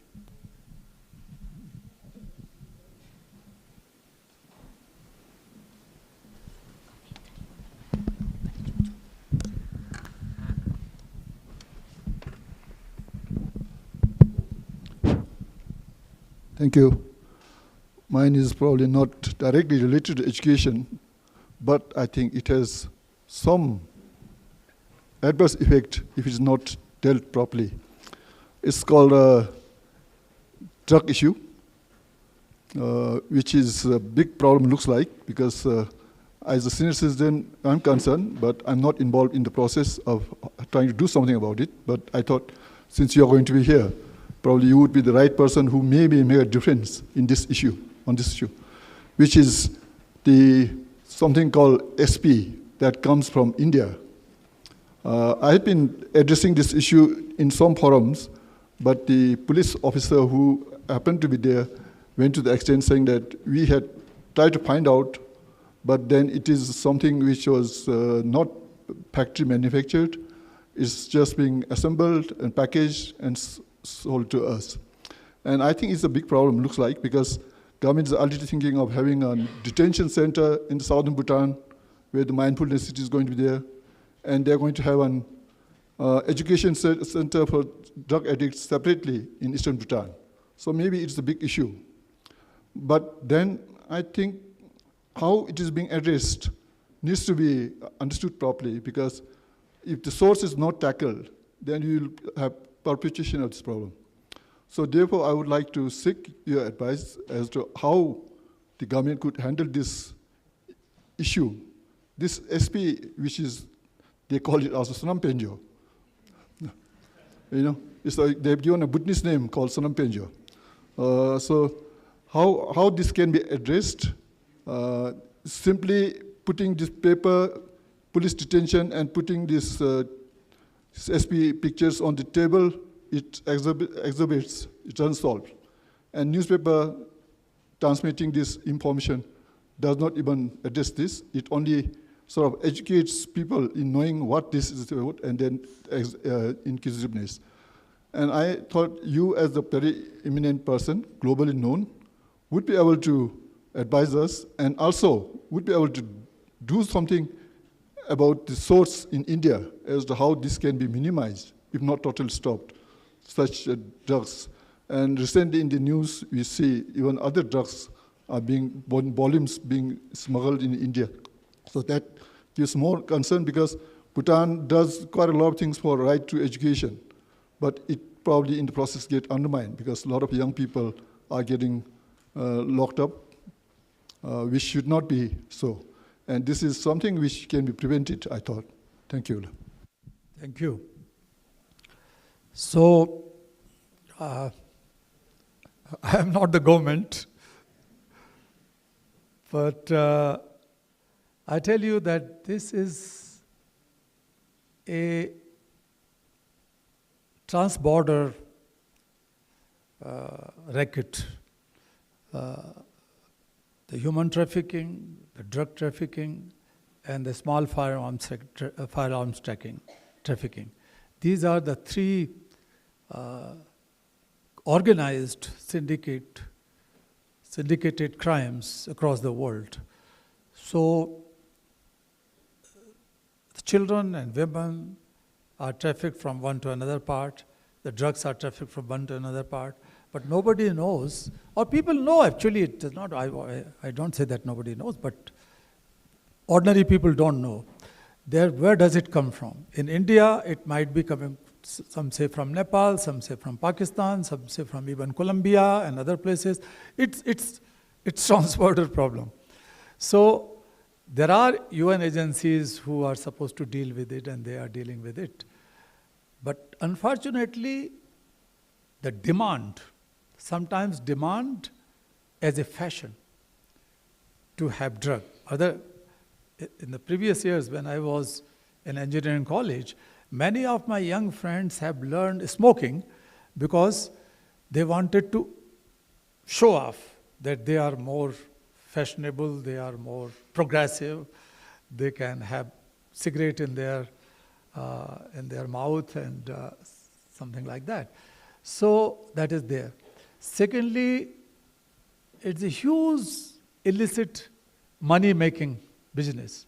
So on every step, the traffickers, the peddlers, the suppliers, everybody makes a lot of money. And that has to be checked by state authorities. But also, as professors, teachers, if you keep on reminding your students, particularly those who are in secondary schools and also in colleges, universities, keep on reminding and educating them about the consequences, health and otherwise. Parents can also or should take this responsibility, because sometimes parents are pushing their children to go into the competition and be on the top. So a lot of pressure on the young people that you have to build your career, best career, so that you can earn more money and bring some kind of safety and security, economic security for the future, financial security for the future, things like that. So I think that has to be dealt from many corners, and it has many dimensions. But for the people like you, I can just think that you can form a group of like-minded people. And since you have mentioned that it comes through India or from India, then you should have a delegation and talk to the Indian ambassador here and say that this is the issue. So you all know, and all of us are proud with this long-standing political, diplomatic, cultural relationship, not relationship, but the true friendship between the two countries. So when any problem arises here or in India, I think as a friend, people should talk, but also you can talk to the governments from both sides, that how such a serious issue could be addressed. Maybe last two questions from the floors.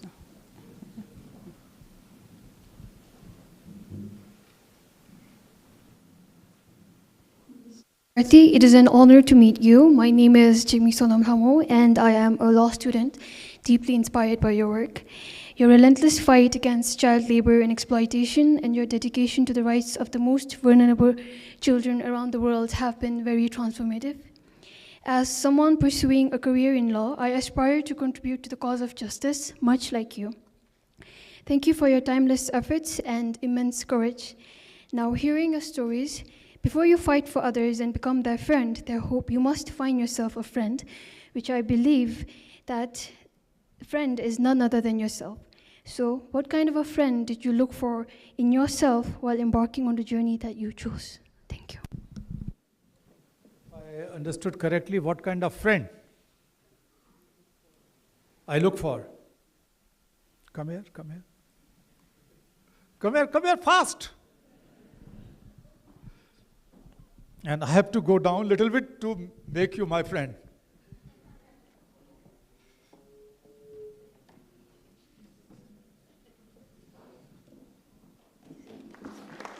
The answer lies here. I'm looking for a friend like you. Like my daughter, my friend. Good? Thank you.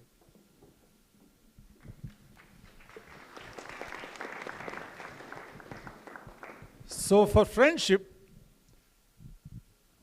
one important thing is that you have to move forward, and I have to move forward towards you.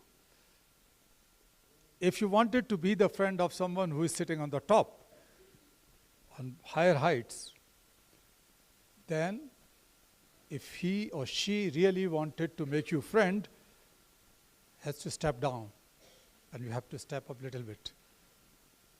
Respect and trust are the key in making friends, and we need true friendship in the world.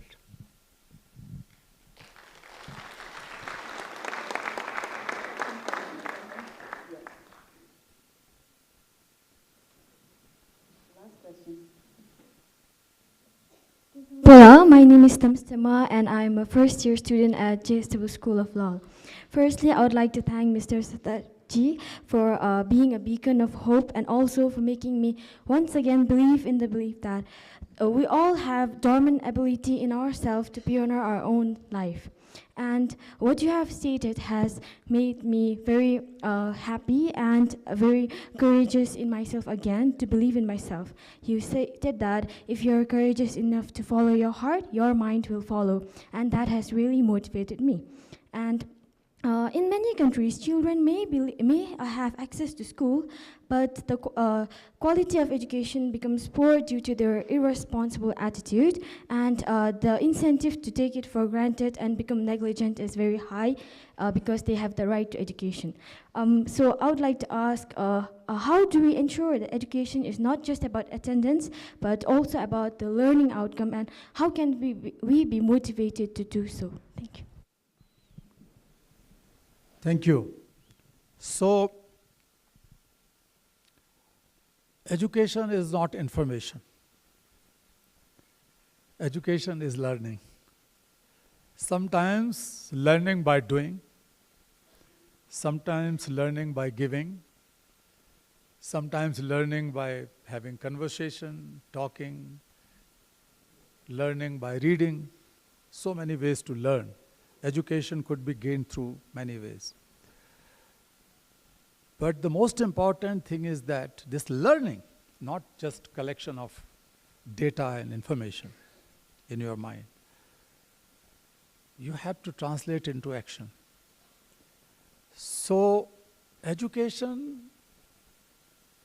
has a great characteristic that it enlightens our inner self. And it enlightens the outer world, the external world. So the internal enlightenment should come through education, and external enlightenment should also come through education. So when I just mentioned briefly about formation of compassion circles in some universities, the idea was exactly the same, that sit with your friends, and if you are not still having friends, I have a friend, at least one.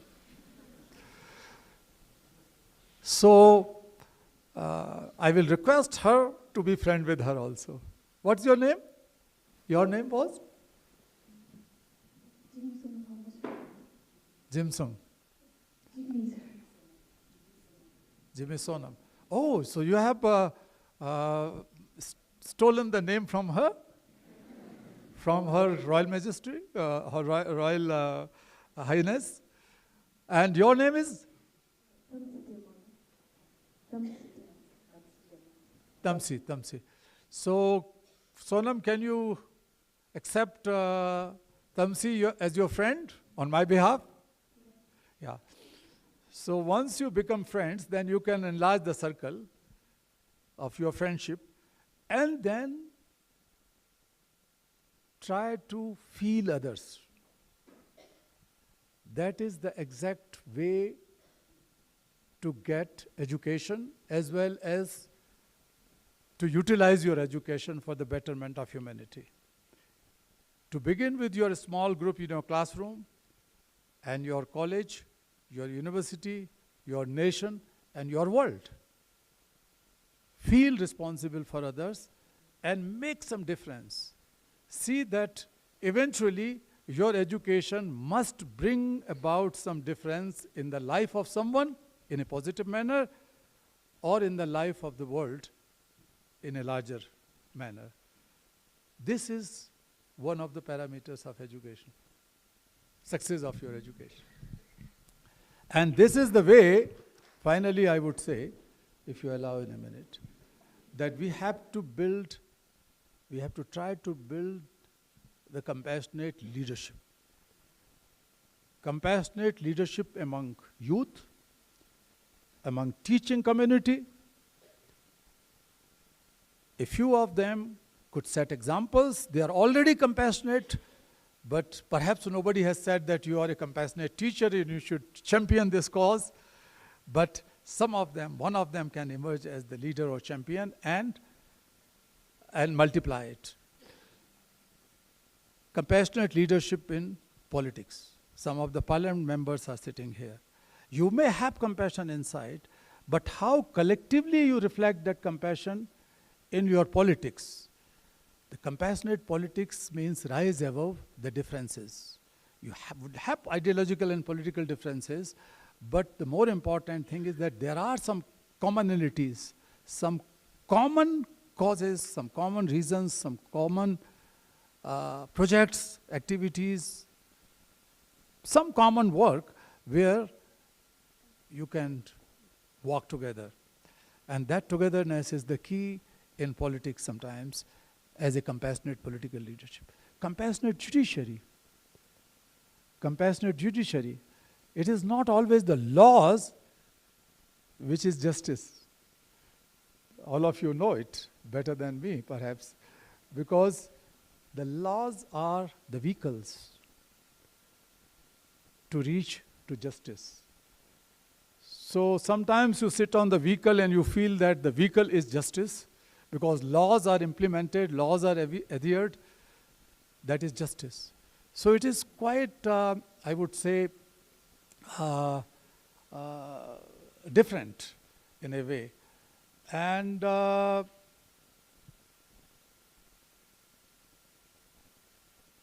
we have to see that the principle of justice comes from different jurisprudences. And all the jurisprudences in the world were born out of righteousness, where somebody has felt that everybody should get his or her due. So the fairness, the equity, and dignity of human being were the core principles.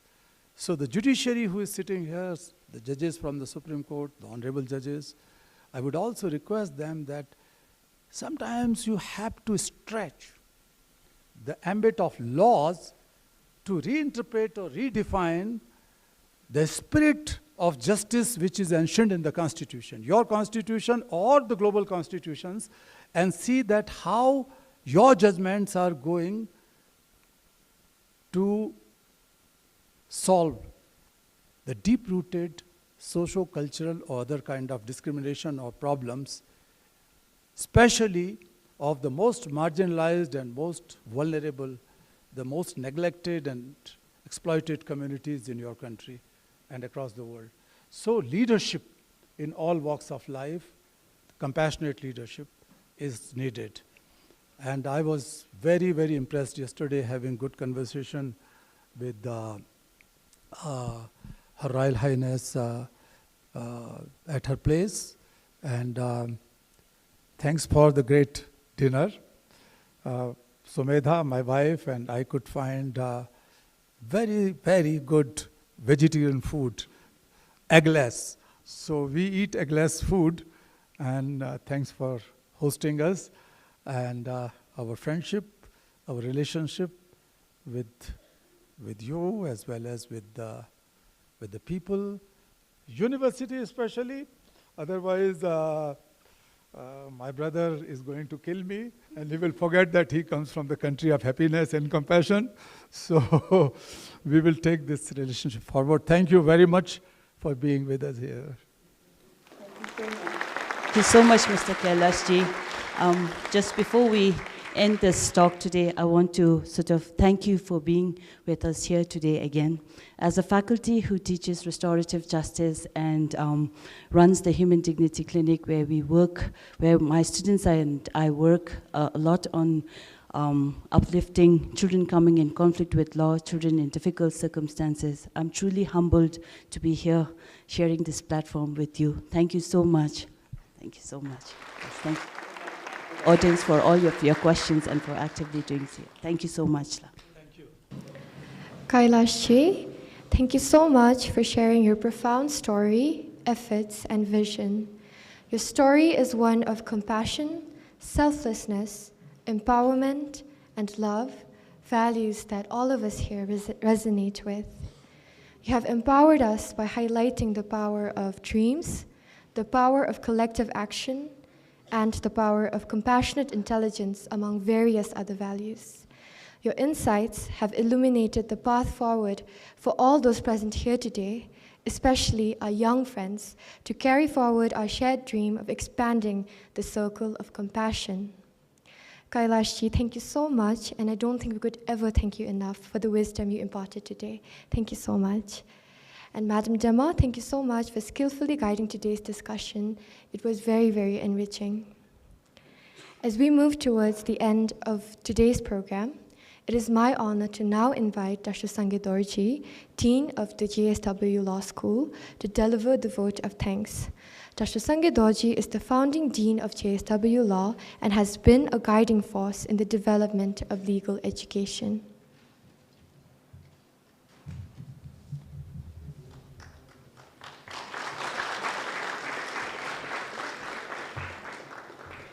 I feel most blessed and honored to represent the hosts and especially JSW Law in expressing and conveying our heartfelt gratitude to numerous individuals whose invaluable contributions and support helped make this session happen, make a reality, and make it a successful one at that.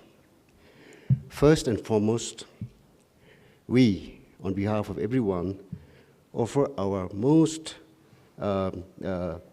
our gratitude to His Majesty the Fourth King for his legacy and continued blessings for shining Bhutan's light into the world.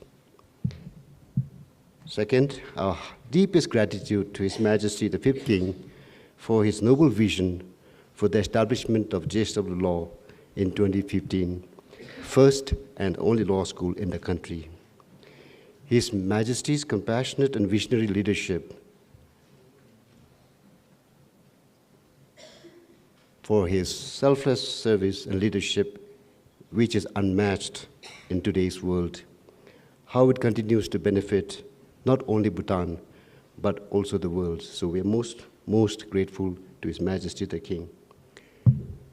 Coming to the main point, to my beloved brother and a living Bodhisattva, Kailash-ji, and Madam Sumeda, lovingly referred to as Mother, for accepting the invitation and to do us the honor of launching the JSW Law Talk series today. Her Royal Highness Princess Sonam Techen Wangchuk for envisioning the talk series and inviting Nobel Peace Laureate Mr. Kailash Satyarthi, and for the invaluable guidance. Then, of course, our Honorable Prime Minister, who couldn't be here today, Lonchin Tashu Topke, and the Office of the Prime Minister and the Cabinet for their kind support. Singh Tashi, writer and scholar, for his invaluable support. Bhutan Ecos and Chering Kenden Namda for his kind support. Druk Events for their support. And all media, in particular BBS, for agreeing to help us broadcast live this session, also broadcasted in the later days for coverage of the wider audience. Then, of course, I cannot but thank the wider audience and participants for taking time to be here with this morning, all government dignitaries from the different agencies who supported us, JSW Law staff and students, and my dear colleagues who worked behind the scenes invariably to make this event a success. Lastly, may loving kindness and compassion in each one of us be ignited by today's talk by Kailash-ji, and especially for all the children in Bhutan and across the world. Thank you.